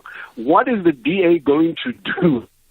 Or 3 ministries that's going to reverse us back to P.W. Botha's time. It makes no sense at all. Well, you're right. I mean, that's exactly the point. There's going to have to be a lot of conversations around that. It means negotiating. You're absolutely right. So this thing about one party barnstorming a situation is just not going to happen. Thanks for that call. Let's get to others as well. I understand that. I think that conversation, the press conference from the NFP, should be starting pretty shortly, and as soon as I get the go ahead, we will join them. Bonga in the Eastern Cape. Hi, Bonga. It's Lunga from Willowvale, Eastern Cape. I think you're talking to me. Yes, I am, certainly, yeah. Thank you. Yes. I wanted to comment. I think I made a mistake. I wanted to comment on your latter speaker, not on Somato Tafikeni, on your latter speaker, which spoke about black people or leaders not having little understanding of the power that they possess at times. I wanted first to agree with him that if you look at how the Americans, the USA in particularly, how they've used power, at some point in time, they disregard everyone as long as they understand that the power that we have is meant to serve the American people. That what has happened to my ANC in particular. You have an ANC that has been in power for the past 30 years, but they have not been able. The party that I vote for the past 30 years has not been able to use power to restructure the apartheid economy, which now we are forced to go back to the DA. We still have the interest. We still have interest of protecting the very same kind. Well, I think you're right. I mean, you're right about this part, that a lot of the transformation of the country at this point in time, forget the DA because that's policy, but the action, the transformation of the country, the decisions have been in the hands of the ANC, and they've not been able to do so. That's the reality. Now you go back, we can argue about whether the DA is good guys or bad guys, and why we've been giving them a chance. But like the people in charge, the ANC were in charge for 30 years. What has happened about them? And I'll repeat what I've often said. Why does a township still look like a township 30 years into democracy? Why does it not look like a suburb? I will give you 2 examples. I'll give you one example, the other one. One would be exactly what you are saying. For the past 30 years, we have not transformed the rural economy. We have not made any impact of whatsoever in terms of our township economy. We have not done anything because we have not been able to bring about black industrialists. We have always been exploiting the very same neoliberal, if not neoliberal, the very same racist structural economy that we have had. We have been exploiting it. The other example is, if you look at the men that are leading the DA in always governments, you will find white males in majority, white males, in particular white males, they will be majority, which is a regression in many instances.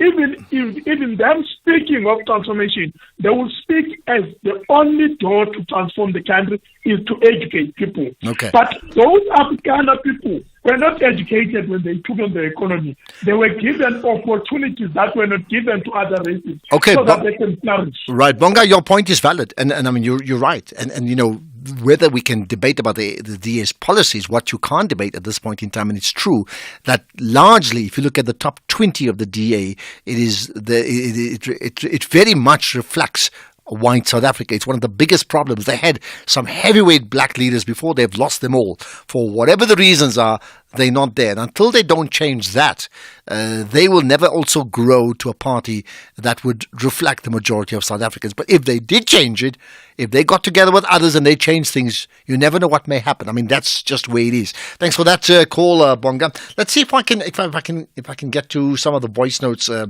we've had. Right.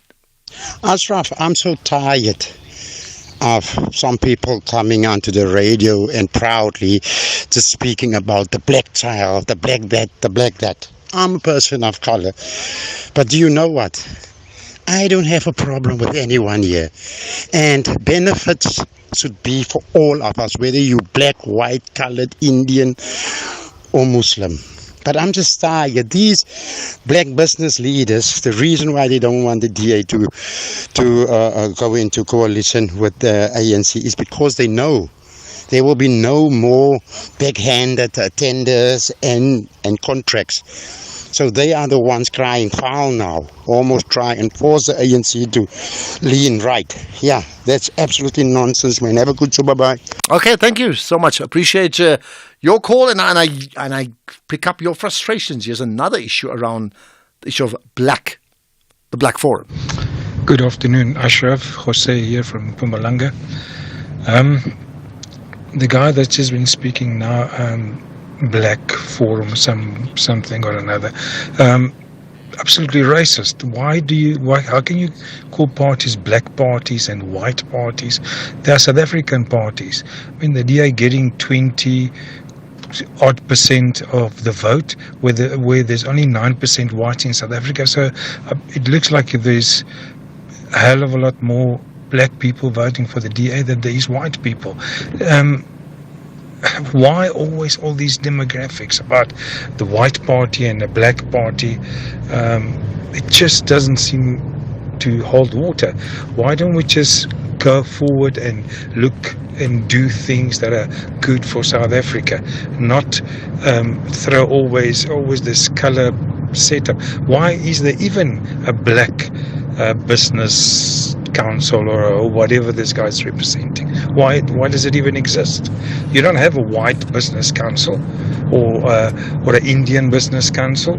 Why is there something like that? It's absolutely racist. Okay, I hear you. I don't know whether it's absolutely racist. I think here's the point. When will we stop talking about color? I also wish we do. But the reason is we will continue doing that as long as the imbalances and the fault lines remain. And by and large, the fault lines of a divided along colour lines South Africa, they're actually very easy to see. 30 years into democracy, they're very easy to see. Until that changes considerably, right, then we'll stop talking about the colour issues. Until that happens, you're going to find lobby groups that will push higher black representation, and that really is the ultimate purpose of, black business this or black that. When that changes, then you may have no need for them. That's just the reality. We're battling to connect with regard to that NFP conference. As soon as we can do that, we will. There's other issues we're going to cover. Lots of other people wanting to talk. I know that. We'll get to your calls and your comments as well as soon as we can. However, let's move on to something else that's also really, really concerning. That in the midst of Youth Month, the Road Accident Fund has revealed that the leading cause of death for young South Africans, for the youth, is road accidents. According to the organization's latest data, over a period of 2 years, the estimated number of people between the ages of 15 and 34 who died on South Africa's roads was almost 14,000 out of a total of 34,000. So they are just under half, and they are young South Africans. How do we make sense of this if we can? And what do we need to do? Macintosh Polela, as always, is the spokesperson for the Road Accident Fund. Macintosh, good chatting to you again. You're live on the National Pulse. Hi. Hi, good afternoon, Ashraf. Nice talking to you again. Thank you. Of course, we talk at a doomsday situation. I don't want to hear news like this, but that's the reality, isn't it? About, first of all, so many people dying on the roads, and then so many of them being younger people dying on the roads. Unfortunately, it's the reality. I mean, our numbers have extrapolated that, unfortunately, young people are dying of the total number, as you said, of people that die on the roads every year. 40% are young people, and now that's a staggering figure. And it says that we need to do much more to be sensitizing the youth to behave themselves, because that's what it comes down to, bad behavior on the road. And the culture of South Africans do not adhere to the rules of the roads. And unfortunately, the youth are the majority that, claim from us because they maim themselves, but number two, they die on the road. So what do we do? I mean, so first of all, to when we apportion blame, is it a case of the enforcement is poor, or that there's a complete absence of accountability when people drive? There's too much bravado. The roads are bad. The cars are bad. If you can pinpoint a problem, what would that be? It's a combination of things, Ashraf. It's a lack of adherence to the rules of the road, but also the number of things that you have mentioned. As you know, that in South Africa you can pay your way out of trouble, and so people are going to misbehave. And knowing that when the police come out from where they're hiding, they can just pay and then continue doing whatever they've been doing. Unfortunately, law enforcement is not going to work as long as people continue to pay themselves out of trouble. Let me just give you some figures. The claims that we've paid over a period of 3 years towards the youth just themselves is 43 billion rand. Now that's an average of what? Of 14 billion. And the figures also tell us that 63% of those young people are men, and just under around 36% are women. So those are staggering figures, and we worry that, if there is no change in behavior, we're going to continue like this. And it's young people that are supposed to be carrying the future of this country forward, and we're losing them on the roads. So in terms of then the turnaround, of all of the above, that we spoke about, right? Let's talk about the attitudinal turnaround. I mean, is there a plan in place? Because, I have a sense that we talk about this type of thing every single year, right? Does it come from driving schools? Does it come from school? Does it come from parents? What should the plan be, and who should drive that plan? Look, the Road Accident Fund has a mandate to the claims, and we have a mandate for road safety, and that's what we're driving, a lot. When I came to the Road Accident Fund, I asked for more budget to be able to drive road safety forward. And now that it's, Youth Month, and we're going into the winter months, we have a winter campaign which we're gearing towards the youth, which we're making noise, and we're getting people to just listen to the basics, because the messages are not going to change. It's the basic things of not using your cell phones while driving. We have the youth day falling on a weekend. And when it does fall on a weekend, we lose on average 74 people. So what we're saying to young people is, as you go out and enjoy yourself, you must make sure that at least one of your friends is a designated driver, or use an Uber, because unfortunately when it falls on a weekend, like I said, we lose a lot of people unnecessarily. And these are preventable deaths. They certainly and completely unavoidable. And are there lessons we can learn from countries similar to ours that, have the type of serious problems that we've had, and we've seen how they've turned things around that we can apply? Not necessarily one that I can think of. When you think of countries like Australia that went into, shocking tactics, and they sort of had an ebb. We've sat around and we've thought about that, and we've certainly started doing it. Our tagline is, your journey shouldn't end with RIP. And we've tested it on people when we're sitting and when we're doing things like the Metro Awards. The minute people look at it, it kind of gives them pause. And so we're sitting around and brainstorming on ideas like, the festive season campaign. We've already started planning for it. Are shocking tactics going to work? Perhaps in the short term, but how long are people going to sort of store the message? Is the message going to land? Those are the things that we're asking ourselves. So we're constantly sort of deliberating on how best we can turn the situation around. Anything else around this that you'd like to add before we wrap up? Look, we're going into the Youth Day weekend. We're asking mostly young people, because we know they're going to be out and about. A lot of people die at night because they enjoy themselves at night and they drive at night. A lot of accidents happen after 10 o'clock, towards the early hours of the morning. We're saying to young people, you must remember that your family needs you, and we don't want your journey to end in RIP. Okay, that's where we can leave it. Macintosh, Polela, hopefully when next we talk, sometime soon, we have much better news around accidents. There we are. Youth between that ages, 2020 and 2024, in that period, measured just about 40% of the 34,000 people have died on the roads are young South Africans. Okay, let's get other thoughts. In fact, we've got some voice notes that we can pick up on, and and he talks about introspection. Here's one that I think you need to know. Hi, afternoon, I say afternoon, Ashraf. Look, the pending boycott of Parliament by members of Umkhonto weSizwe shouldn't be a cause for concern. Shouldn't be a cause of concern at all, because these are just pure ethics displayed by people who are politically desperate. They are hungry for money. They will report for duty soon or later. Don't worry. They'll go back because they're there for money. Watch the space. Major from Gauteng. Watch the space here. Lots to talk about. We know we've had some issues connecting with with that press conference regarding the NFP. There's an EFF one coming up at 6 o'clock. There's an NEC meeting of the ANC coming up. 4:30. That's the meeting. So a lot of things will develop, because somebody asked a question about the DA and the ANC. Why are they not publicly saying anything? I think they needed to just wait for certain things to happen first. We will pick up on that conversation, I'm sure of it, just after the news at 5. Let's get the news now. It's 5 o'clock. Here's Greco's.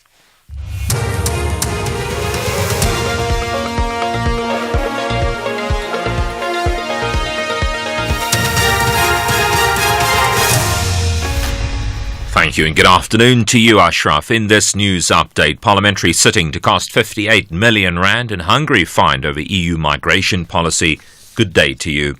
The first sittings of Parliament will cost 58 million rand, according to the Secretary to Parliament, Kulile George. He briefed journalists at the Cape Town International Convention Centre on the readiness of the first sittings of Parliament to host the National Assembly and the National Council of Provinces tomorrow and on Saturday.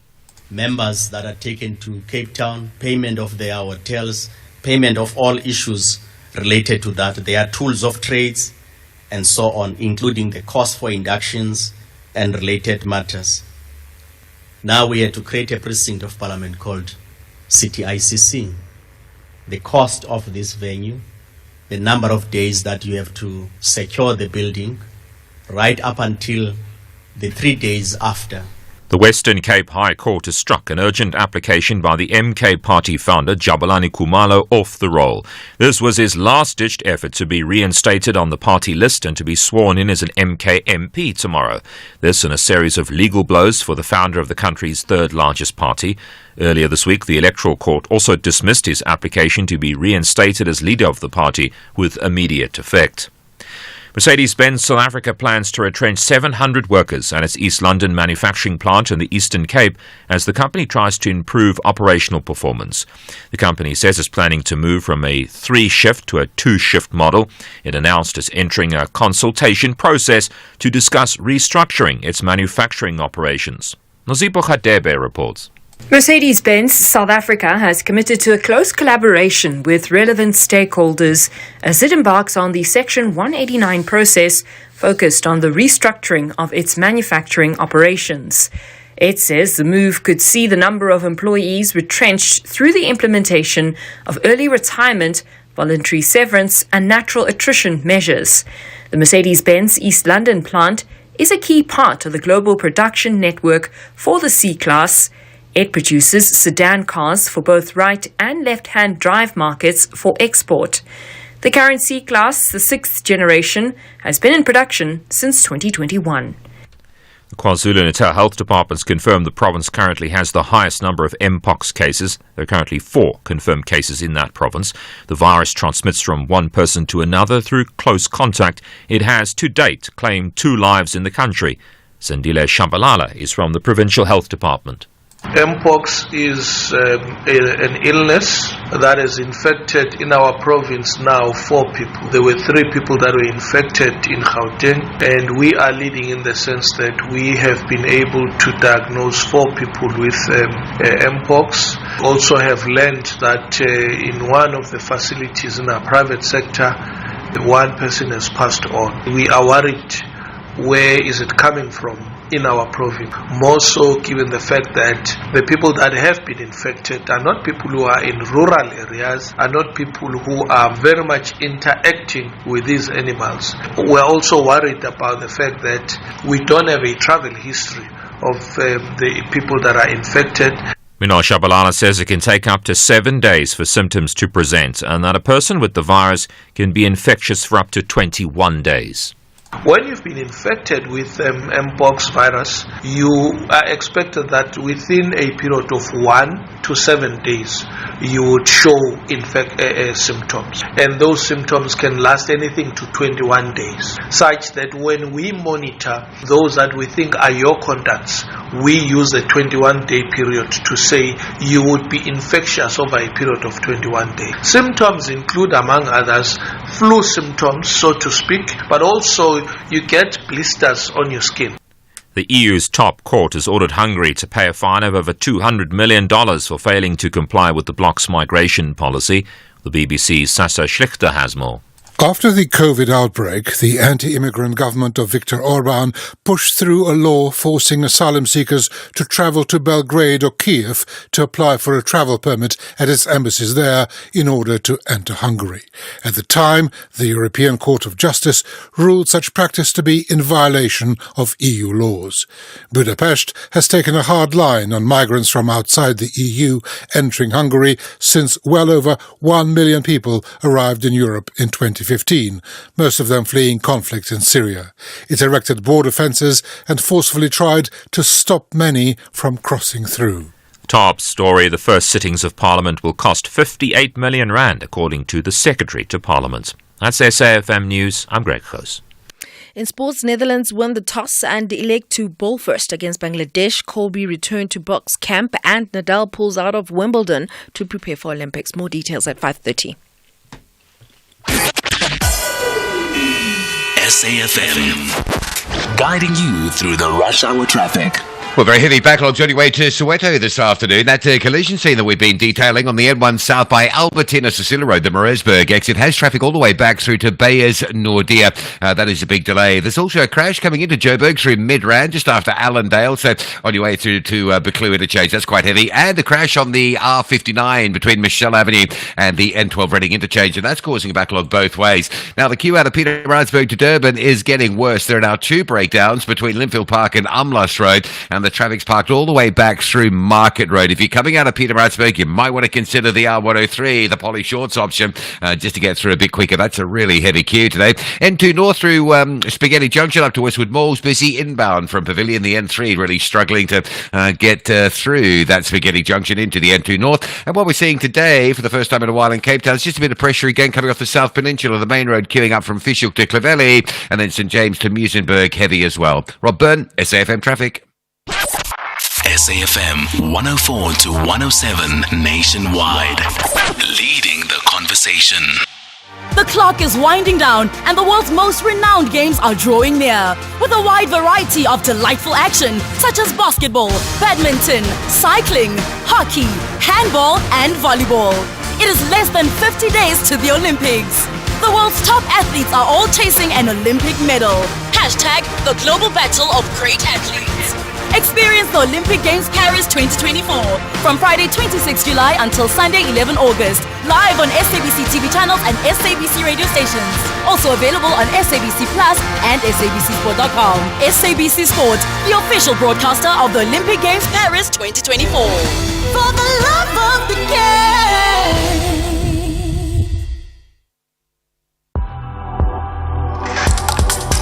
The National Pulse with Ashraf Garda on SAFM.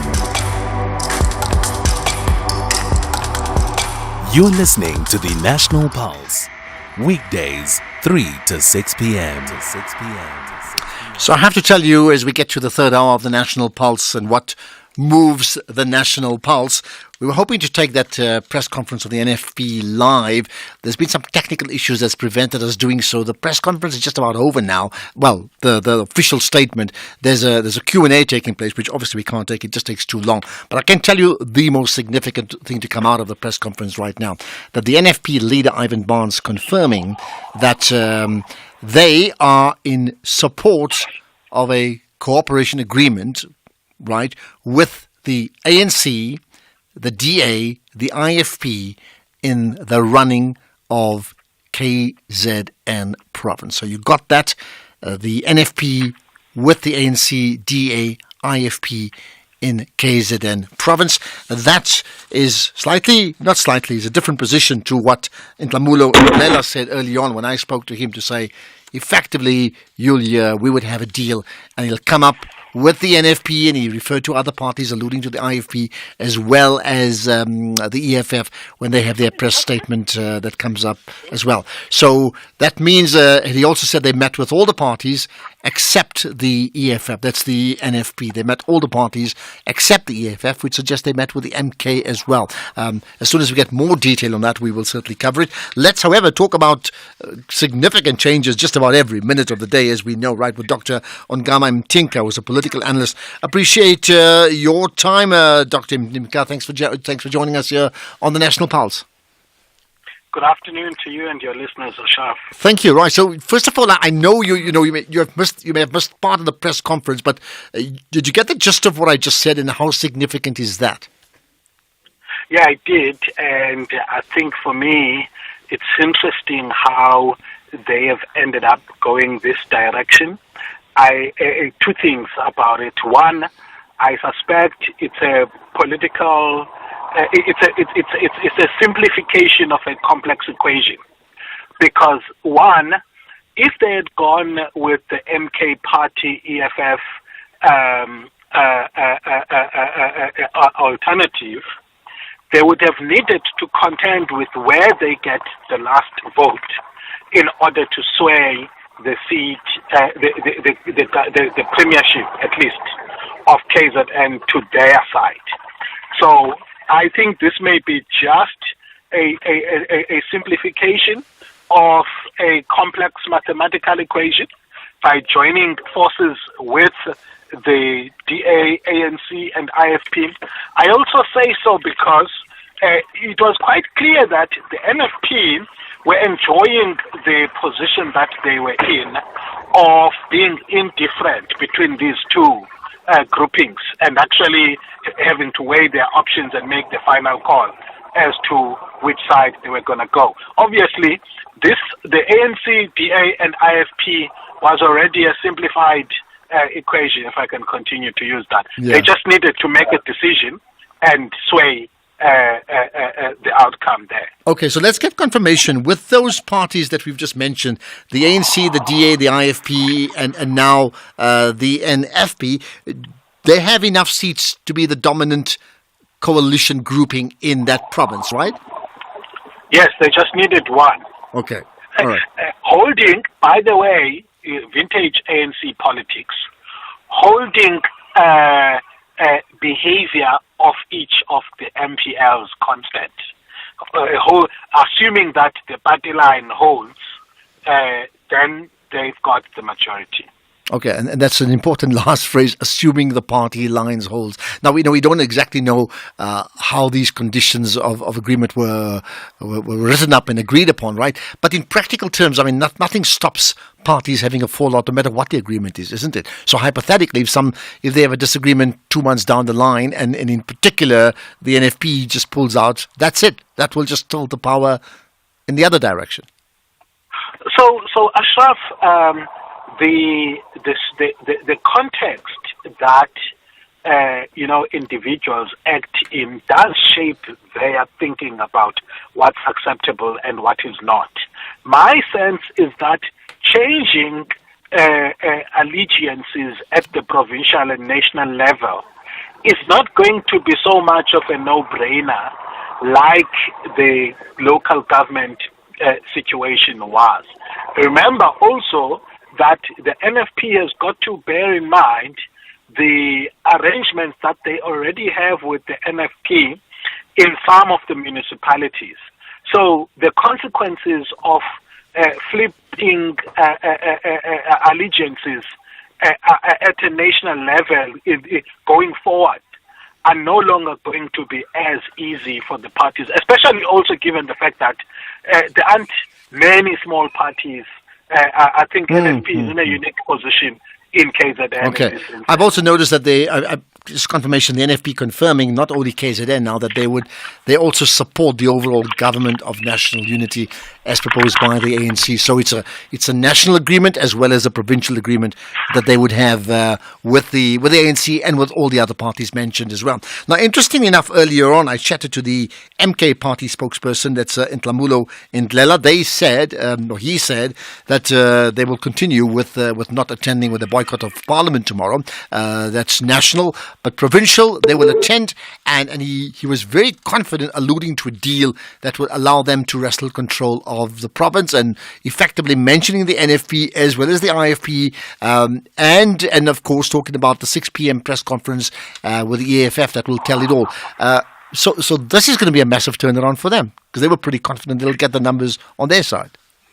It's interesting what can happen within minutes in a high-stakes political environment.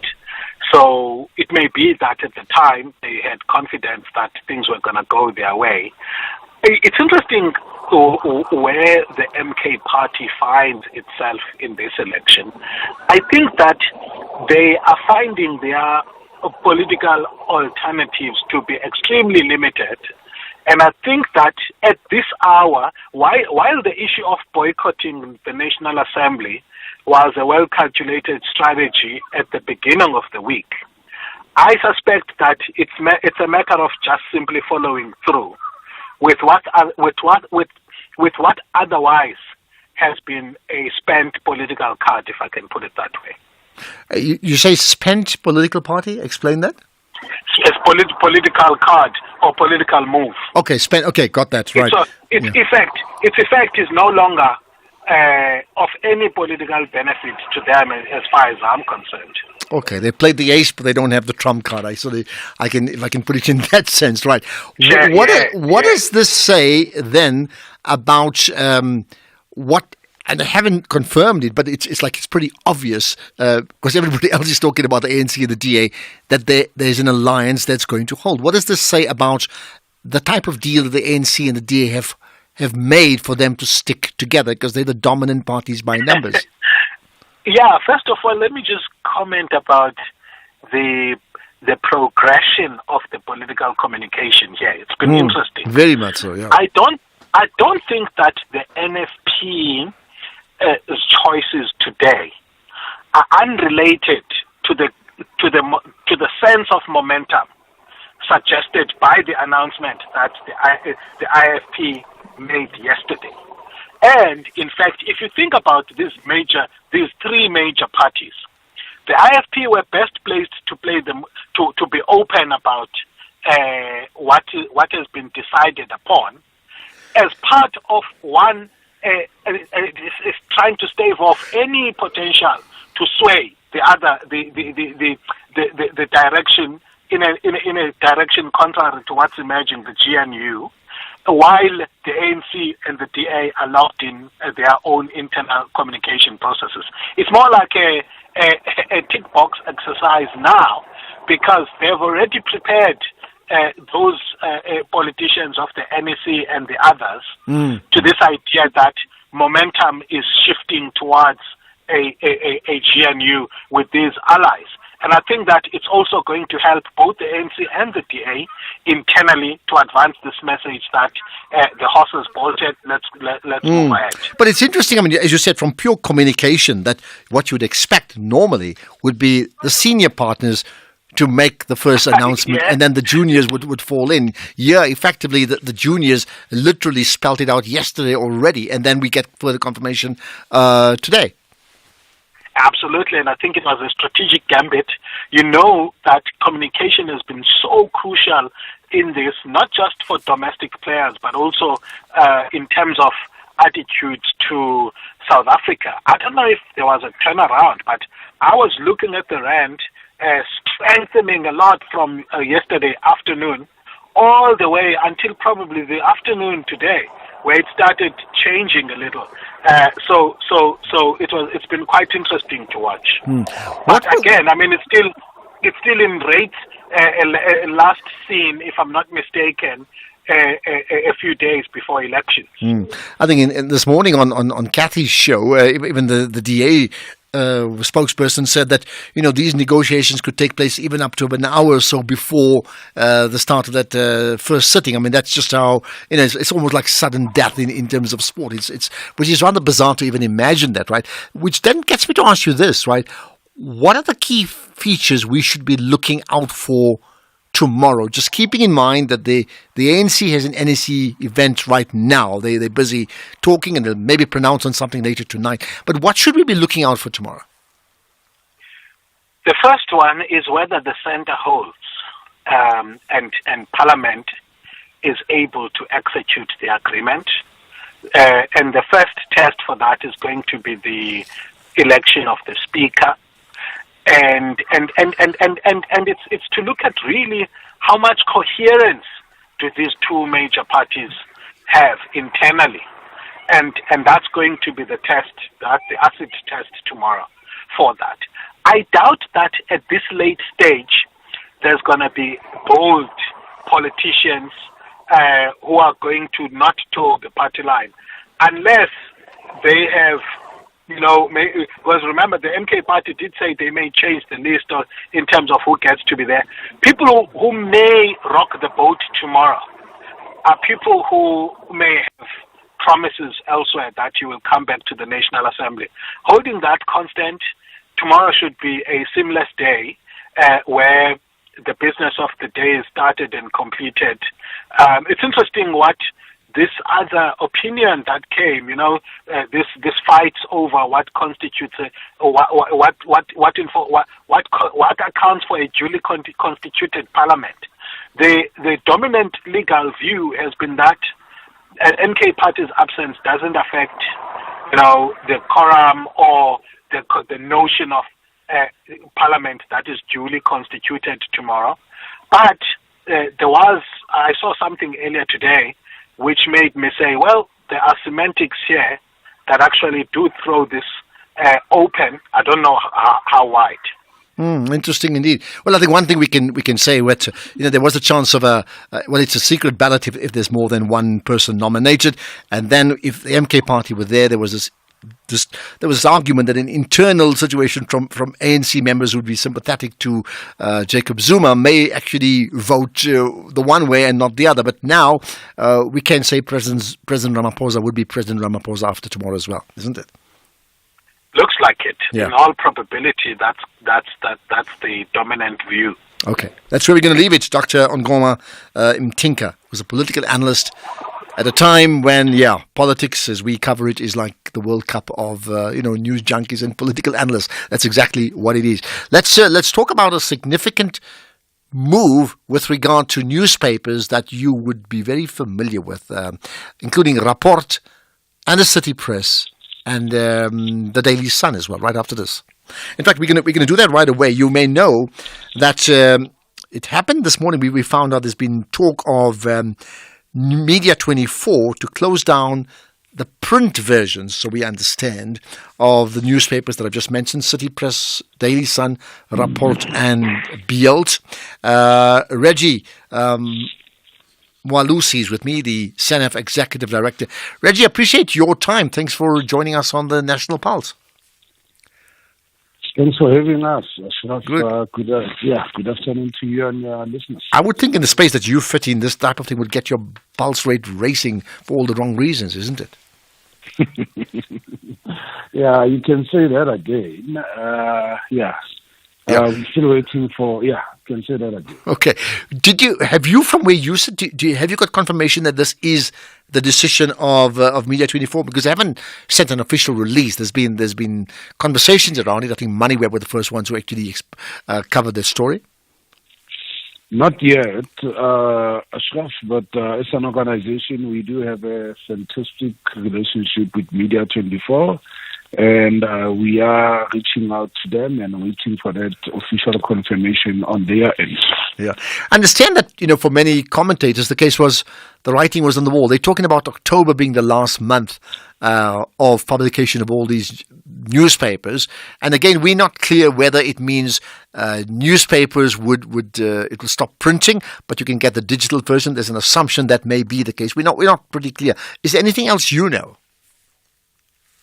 Look, man, obviously, not only Media 24, but several media companies have been moving towards digital, and it's been digital first. We both know, Ashraf, the inherent cost-related, challenges that print comes with, from printing, from distribution, lack of advertising, and all of that, and then the dropping in circulation. So all those factors will obviously contribute towards such a decision.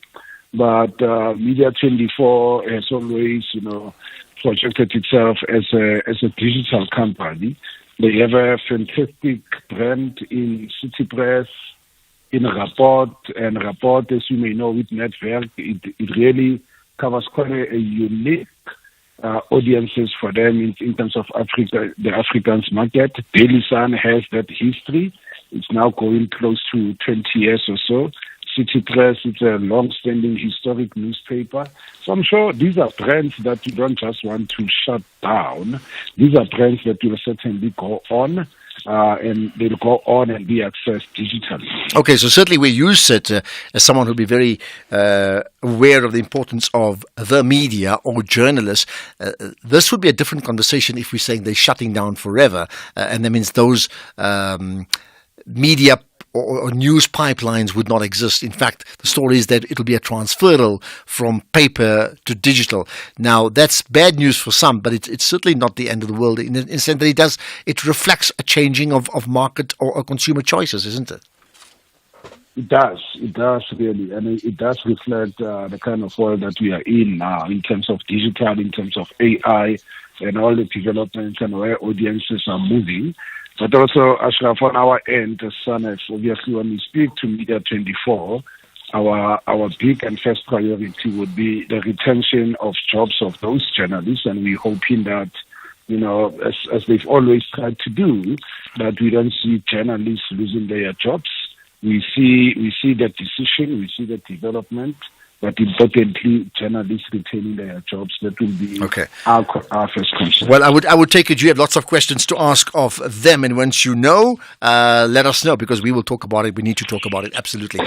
Reggie, thanks for your time. Much appreciated. Reggie Mwalusi, the SANEF Executive Director. So there we are. We sort of have a sense now that in print, the Daily Sun, Rapport, Beeld, City Press from October would move to digital only. Die Burger from the Cape Town would remain as in print, but there's no confirmation, but it's widespread news. What are implications of that? A big move towards digital, not just consumers, but certainly advertising as well. So let's talk about the NFP. We did say we couldn't get the press conference live, but we have now a feed from that press conference that you need to be hearing after this. This year, we are celebrating Youth Month under the theme Actively Embracing the Socio-Economic Gains of Our Democracy. As we commemorate the massacre of school children during the Soweto Uprising of 1976, we also celebrate the liberation of our beloved country. #Freedom30, #Youth Month. Right, so June is Environment Month. During the month, we've observed World Environment Day on the 5th of June, then World Oceans Day on the 8th of June, and then the Drought and Desertification Day on the 17th of June. That comes up next week, right? Land resources such as soil, water, biodiversity provide the foundation for the wealth of our societies and economies. Now, they meet the growing needs and desires for food, water, fuel, and other raw materials that shape the livelihoods and lifestyles of millions of people. Environment Month gives us, you and I and everybody else, the opportunity to raise awareness and mobilize for action to protect the environment. So there's a collective sense of we encourage all South Africans to scale up efforts that will significantly reduce negative impacts on our environment. And this message brought to you by the Department of Forestry, Fisheries and Environment. For more information, go to the website www.dffe. You got that? dffe.gov.za. Ashraf Garda on the National Pulse. Right, here's the sound feed from that NFP press conference. Question is, where does the NFP stand? We wish to announce that the NFP supports and subscribes to the formation of the Government of National Unity at the national level and the Government of Provincial Unity in KwaZulu-Natal. We are encouraged by the level of engagement with all the political parties, such as IFP, ANC, Democratic Alliance, and ourselves, the National Freedom Party. The spirit of partnership and the maturity have characterized negotiations are a source of inspiration and hope for the millions of South Africans. In addition, we wish to indicate that we are engaging at a national level to ensure that we finalize key aspects of our participation in order to serve the people of this country. Our participation in the Provincial Government of Unity will make a total seats held by the IFP, ANC, Democratic Alliance, and the National Freedom Party to be 41 out of 80. We have put forward a condition that is government of the provincial unity will need continuous checks and balances through the next 5 years. Service delivery agreements must be entered into with a clear deliverable and timelines. Our participation is based on the following: focusing on attracting investments throughout the corners of this province, rebuilding the economy and job creation for the benefit of communities, especially young people, the youth, elimination of fraud and corruption in all spheres of government, strong service delivery partnerships involving all political parties in the GNU and PGU, focusing in particular municipalities, the coal face of service delivery. So there you have it. The DF, that position in terms of that party, of the NFP, and we will certainly develop that story, your comments as well in a moment. Let's get the news headlines now. It's 5:30. Here's Greg. Thank you, Ashraf. A quick look at the headlines. As you've heard, the NFP's announced it will go into a coalition with the ANC, DA and IFP in KwaZulu-Natal. The ANC's announced at least 2 women as its premier candidates, and the first sittings of Parliament will cost 58 million rand. A full update at 6 o'clock. SAFM, guiding you through the rush hour traffic. Still with backlogs on the way to Soweto today. It's the earlier crash at Albertina Sisulu Road, the Maresburg exit. M1 going sharp, backing up to Bayers Nordia. Also crash near Silver Star if you're coming off the N14 onto the R28 into Krugersdorp. An extended wait to get through there. And we're tracking delays down south on the R59 Joburg bound after Michelle Avenue. There's a queue. And the N3 at Spruitview backlogging quite heavily down towards that Leondale Road. You'll sit in some traffic from Heidelberg Road today. Still very heavy coming out of Pietermaritzburg. The latest now is a broken down truck near Ortman Road. So again, traffic backing up towards Chota Motala. As you pop out the other side, a couple of breakdowns around Linfield Park and Umlas Road seem to have been cleared up. And Cape Town, Inter Mitchells Plain. Today it's a big backlog on the N7, Jake Scovell Drive, a multi-vehicle pile-up at Highlands Drive, pushing traffic back through Samora Michelle and back to Govan and Becky Road Bridge territory. Rob Byrne, SAFM Traffic. This is SAFM Sports with Tuming Khapele. Let's talk about the T20 World Cup. Yeah, let's start things off with the T20. Netherlands have won the toss and they elected to bowl first against Bangladesh. This is a very crucial clash that could decide who is joining the Proteas in the next round. In terms of Bangladesh, they're currently sitting on 70 for 2 after 8 overs. Then in rugby, Springbok wing Cheslin Kolbe is back in the Boks training camp to do rehabilitation under the supervision of the Bok medical team. Kolbe suffered a knee injury during the Japanese club season. After consulting the Bok medical team on Sunday, he was released to get specialist opinion on Monday. Then he returned to camp yesterday to follow a rehabilitation program, and the team is hoping that he'll be fit in time to be selected for the opening test of the Castle Lager incoming tour against Ireland on the 6th of July, and he won't travel with the team for the test against Wales in London on the 22nd of June. In football, Orlando Pirates will once again travel to Spain for their pre-season ahead of the 2024-25 campaign, with European giant Sevilla confirming that that they will face the Buccaneers in a friendly match. Now, the Pirates are were already in Spain during their preseason ahead of the 2022-23 campaign, facing the likes of Maccabi and Las Palmas. Now, they will face the 7-time European League champions on the 15th of July. Elsewhere, only captains will be allowed to speak to referees regarding a decision during matches at the upcoming Euros. And if any other player is found to approach the referee showing any sign of disrespect, they will be shown a yellow card. If the captain is a goalkeeper, then the players will be nominated, or there will be a player that will be nominated to communicate with the ref. According to UEFA Managing Director of Refereeing, Roberto Rossetti, he says that as much as he does understand being emotional, players have to focus on the game and leave it to the captain to ask for explanations. And finally, in tennis, Rafa Nadal has confirmed that he will not play at the Wimbledon in order to prepare for the Olympics in Paris. The 38-year-old last played at Wimbledon in 2022 when he reached the semi-finals and had to pull out due to injury. In a statement that he released today, Nadal said that since the Roland Garros, he has been practicing on clay court and it would benefit his body not to change surface until the Olympics. Well, that's it. It is a wrap from my side. Okay, there we go. Economic news on SAFM. Facts and figures you can count on. Okay, that's thanks for that, Tumi. We certainly have another round of sport tomorrow, right? Let's get into other issues, and the markets are very important, as you know that.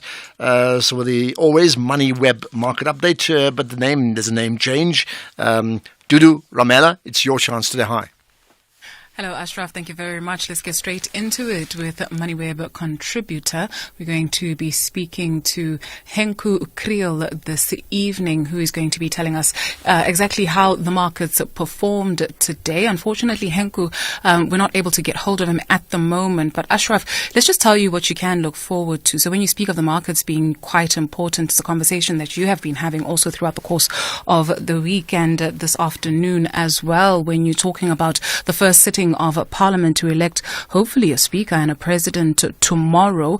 The markets have been looking at this, and you would have heard it said a time and two that markets are looking at the political landscape in South Africa with keen interest. We take a look at what this means really. What does it mean when markets look at a political situation in a country like South Africa with excessive inequality? We're going to be speaking to former statistician General Padi Luhotla, who's going to be talking to us about South Africa's economic policy when we go into a government of national unity and what it will mean or what it should look like, right, to address such issues as inequality. Henku Kriel, I believe you are with us this evening. Hello to you. How have the markets fared today? Hi and good evening. Yes, I'm here, and I must say quite mixed markets today worldwide, but I think overall quite red, because in the US the Dow Jones is losing about 0.5%, half a percentage at this stage. The S&P 500 trading about 0.2% weaker, but the Nasdaq is the only one in green at this stage, trading 0.2% stronger. And then European stocks, they dove quite deep into the red, with the DAX and the CAC 40 both losing more than 2% this afternoon, and the FTSE 100 finishing 0.8% weaker.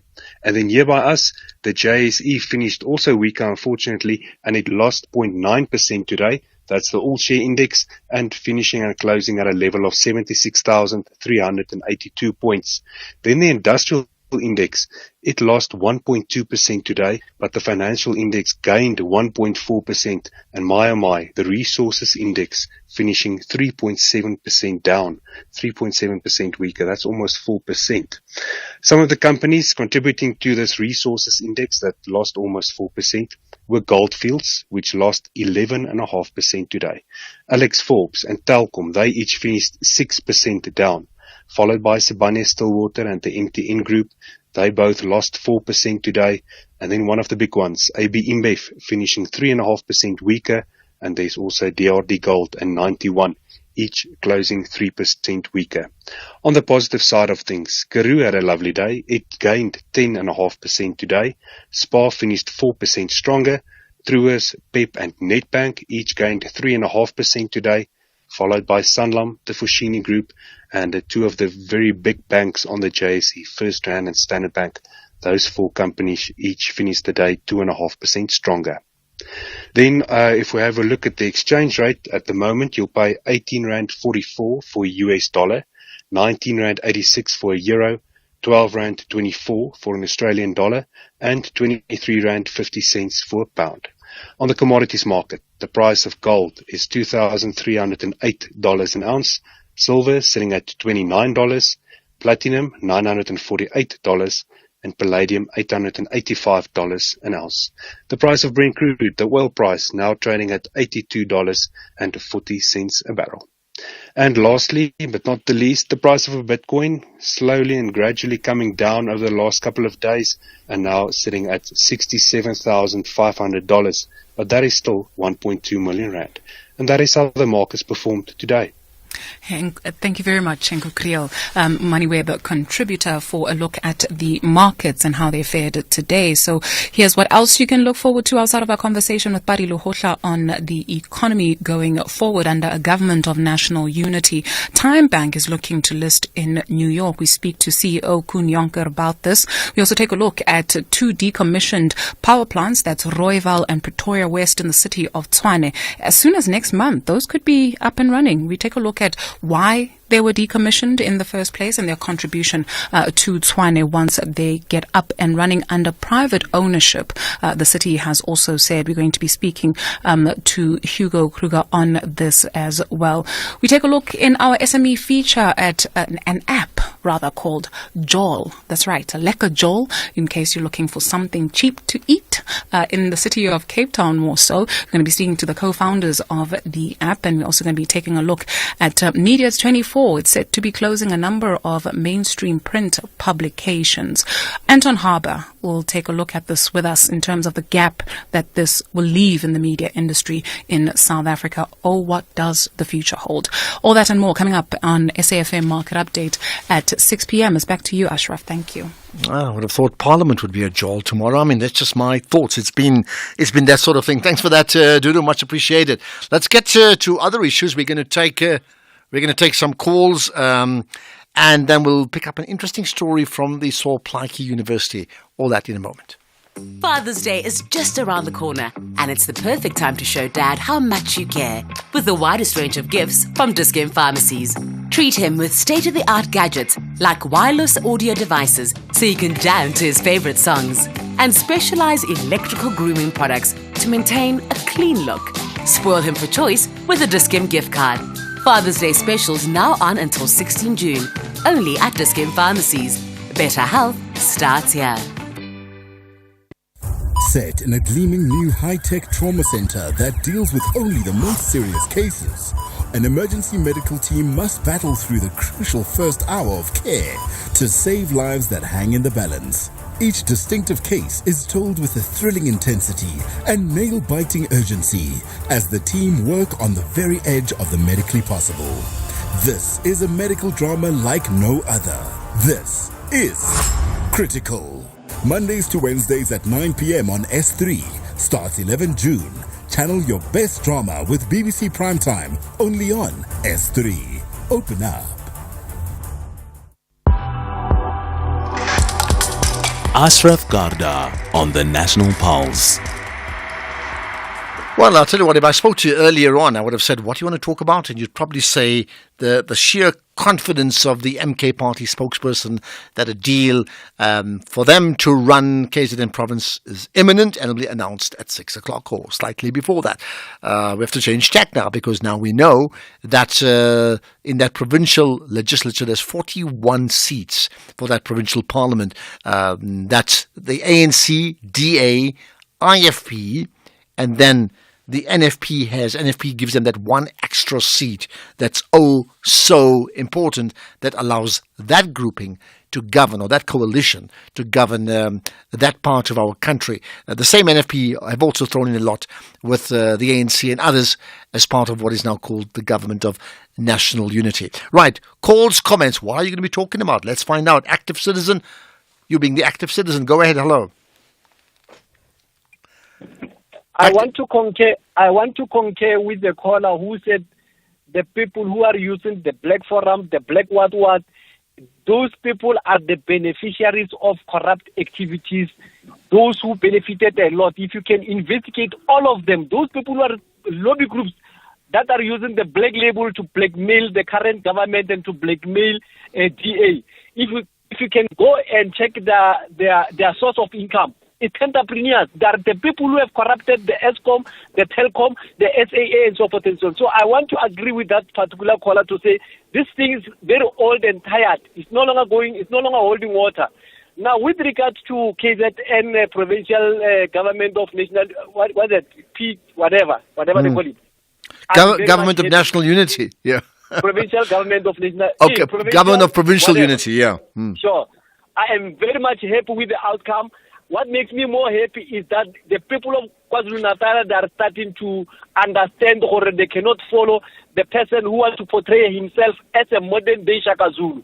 The people must understand, or we have moved with times, and it is time for them to to deal with the political parties which has got principles, which has got morals, which respect the rule of law.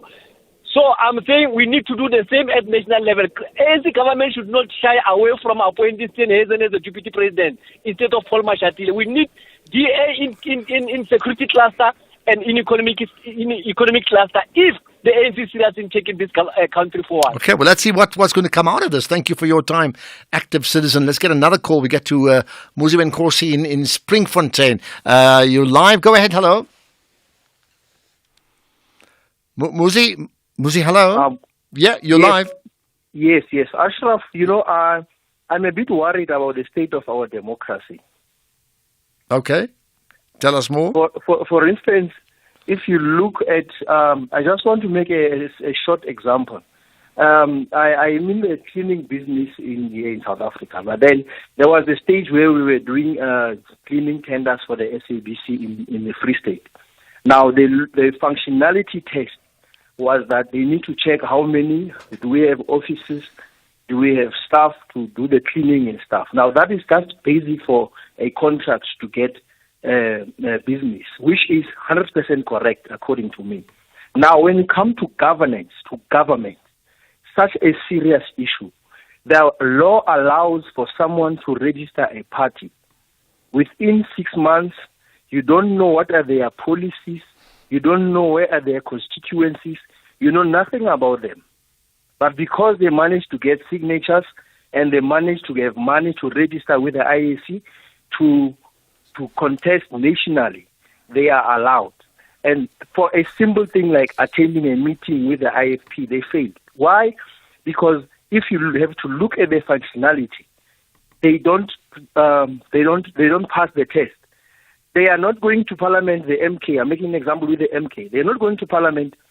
It would be disguised as if it's a protest, but the bigger question is, are they really properly functioning? Do they have offices, or are they just being run from a hut somewhere in Ghana? So our democracy needs to look at things and say the law must allow a party to be registered for at least 3 years, so that they establish themselves in their constituencies, and then they are allowed to contest nationally. Governance is a serious thing. I cannot win the lotto today and register a political party, get the signatures, and I go to and contest. Our democracy is at risk because a lot of things are being allowed.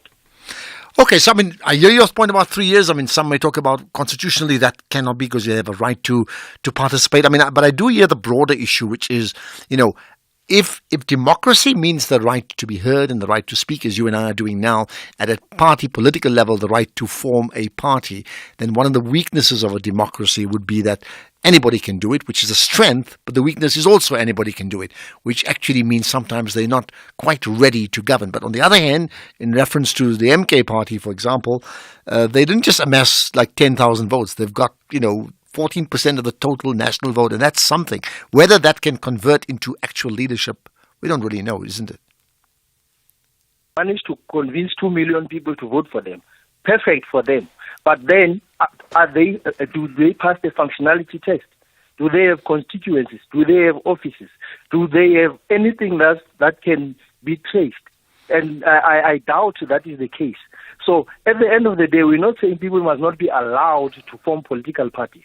But we already have got now 52 political parties that we had on the ballot paper previously. Okay. And if you have to check, you can wake up tomorrow as Ashraf because everybody knows you have got money. You register a political party and then you come back and you don't have people that are going to work with you. This is about governance, about running the party, which is a serious issue. All right, your point is noted. It is. I mean, ultimately you have to deliver in terms of the actual running of the country. Muzi Wenkosi in Springfontein, thanks for that call. Let's get another one. Solomon, we need the mind of Solomon, I tell you now, wants to comment on the rearrangement of parties. Solomon, hello. Good afternoon, Ashraf, and good afternoon to your listeners. Good talking to you. I just want go ahead. to underline the paradox that is there in SA body politics. You see, some voters deserted the ANC. They said it's no longer the organization they know, and they joined. And as a result, they voted for other parties. Now, after the outcome of the election, with the ANC having limited options in terms of how to establish and to compose a government for the 7th administration, they come up raising some ideological issues which, in as far as I'm concerned, they are not genuine. Parties like EFF worked with the DA long before, I think, post-2016 local government elections. They supported DA without any conditions. Now, the argument that DA represents liberal ideology, to me, it doesn't hold water. I would prefer to join forces with a person whom I know where exactly do we differ, so that we put a program in place to say on these areas we do differ, but we have common interest and purpose in the particular areas, rather than to have a mixed up kind of a thing. To me, the ANC, I think, has done what the circumstances allow to do, because we cannot live without a government. And it should not be blackmailed by people who have worked with what they are now calling enemy themselves. Well, there you are. You've said a lot, and there's a lot to reflect on based upon the points you brought up. Solomon, thanks for that call. Got that? Thank you. Right. Let's get another. Then we'll talk to a representative from the Saul Plaatje University about some achievements they've had in a moment. Puti in Toyando, hi. Hi, Ashraf. How are you? Yeah, I'm very good indeed. Right. You want to talk about the EFF, right? Yeah, I want to talk about the EFF. You know what? During the elections, Ashraf, we were running around encouraging people to vote for the EFF, not for them to just be happy with them being in opposition. Mm-hmm. I mean, it's been 10 years of their existence. They shied away from being in government on their first elections. Even now, instead of them maybe trying to negotiate with the likes of the ANC or maybe the ETA, even though they don't agree, just for them to try and implement some of their policies so that everyone can see when they say they will give those old cranes, those 6,000 rand, 5,000, it is possible. Because now it is very, very much difficult for us on the ground to try and educate people about EFF policies. So you can imagine if maybe, let me say, like the province where the ANC didn't win majority, maybe they try and negotiate for ANC to build in that province so that they can implement their policies. Then it would be easy for us on the ground to also try and educate people. So do you think in future? So, I mean, in terms of what's happened, I mean, you said, if I heard you, sort of actively campaigning for them, right? That are you disappointed with the number the EFF achieved, or you think it's a good percentage considering the MK got 15 or 14%? And what are your thoughts on the EFF position regarding the government of national unity and provincial unity? I'm not disappointed that much when it comes to the number. That is what we got. Like, I mean, even the MK, the sector, it's really affected us, especially in the KZN in a way. So I'm quite content with our performance, but I'm really disappointed when it comes to them maybe shying away from negotiating with other parties where because they want to form the governmental unity, like you said, like they call it the GNU. So that is where I'm very, very, very much disappointed, because it looks like for them to be now in the opposition, it's okay because they get paid on a monthly basis. What about us on the ground who supported them for them to be able to implement their policy? I mean, we're not benefiting anything from that. Okay, got that. And let's see what happens now, because, they're having a presser at 6 o'clock. So the plan initially was that the presser would announce that they've got the numbers to govern, co-govern with the MK party in KZN. We now know that's not going to be the case, because let's call it the ANC-led coalition has got 41% or 41 seats rather, although the ANC is not a big party in KZN any longer. But that's what they have. Thanks for that call, Puti in Thoyanda. We're going to talk about the Saul Plaatje University right after this. Ashraf Garda on SAFM. Right, so do you know, we talk about political parties that are 9 or 10 years old. There's also the Saul Plaatje University that's amazingly been around now, I think, close to, is it 10 years? I think it is, right. Let's find out about what they've done and achieved in that period with Kashni Maestri, who's from the Saul Plaatje University, the acting director for institutional advancement. Kashni, I appreciate your time. Hi. Hi, Ashraf. How are you? I'm very well indeed. Much appreciated. Now, we speak in the context of we like to highlight, winners and champions in this feature, right? And we sort of appreciate the journey that Saul Plaatje University has taken from zero to where you are now. So perhaps you can, talk us through where you were and where you are. Of course. So thank you for the opportunity, and hello to all your listeners. Saul Plaatje University actually was formally established in 2013, in August of 2013. We opened our doors in 2014. We began with about 124 students. We're now sitting at just over 5,900 students. We started with 10 staff then, and we offered 3 programs. We now have just over 630 staff. We offer programs, a range of 4 faculties: the Faculty of Economic and Management Sciences, Faculty of Education, Faculty of Humanities, and Faculty of Natural and Applied Sciences. We have niche areas that we focus on. We focus on things like data science. We were one of the first institutions on the continent to actually offer it as an undergraduate program. We focus on teacher education and heritage studies and entrepreneurship. We have 4 centers that we have opened over the last 3 years. We have a center for data science, Center for Entrepreneurship, Center in Creative Writing and African Languages, and we have a Center for Global Change. And we are very excited about everything that we have achieved. Well, absolutely. It gets me thinking about the difficulties, firstly, in establishing a brand new university. Starting from scratch. What are the difficulties that the university has experienced?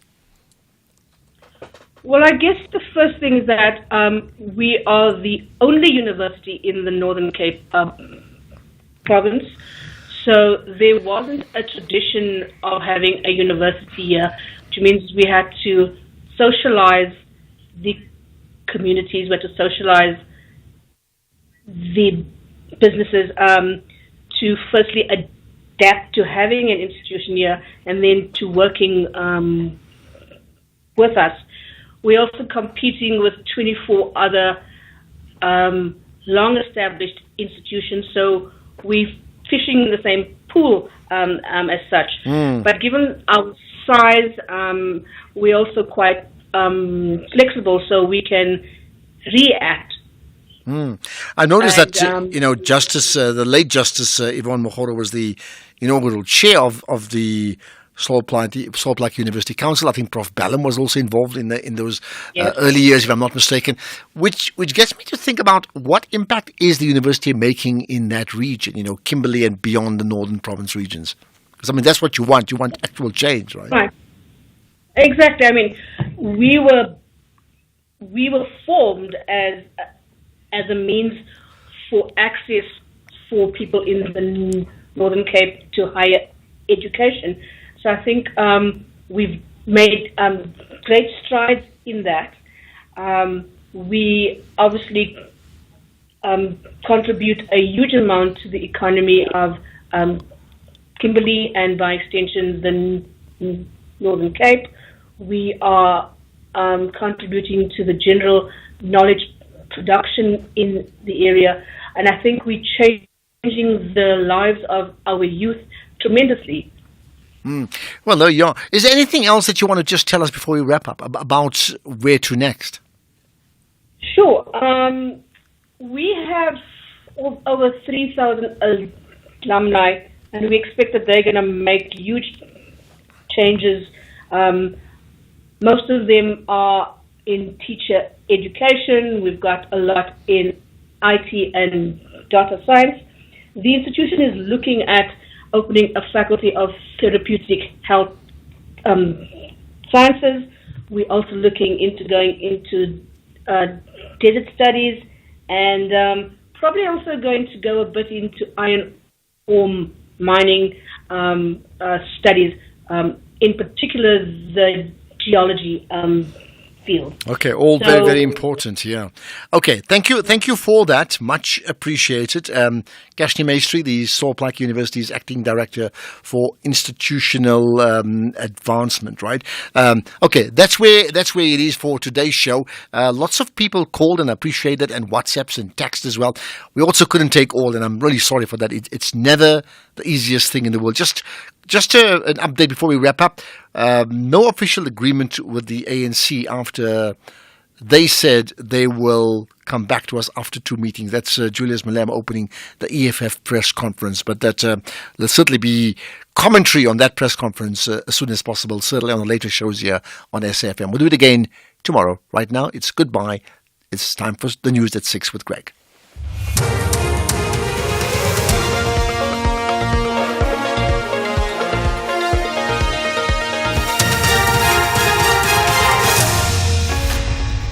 Thank you, Ashraf. Have a good evening further. In this news update, NFP announces coalition in KZN and parliamentary sittings to cost 58 million rand. The NFP has announced it will go into a coalition with the ANC, DA and IFP in KwaZulu-Natal.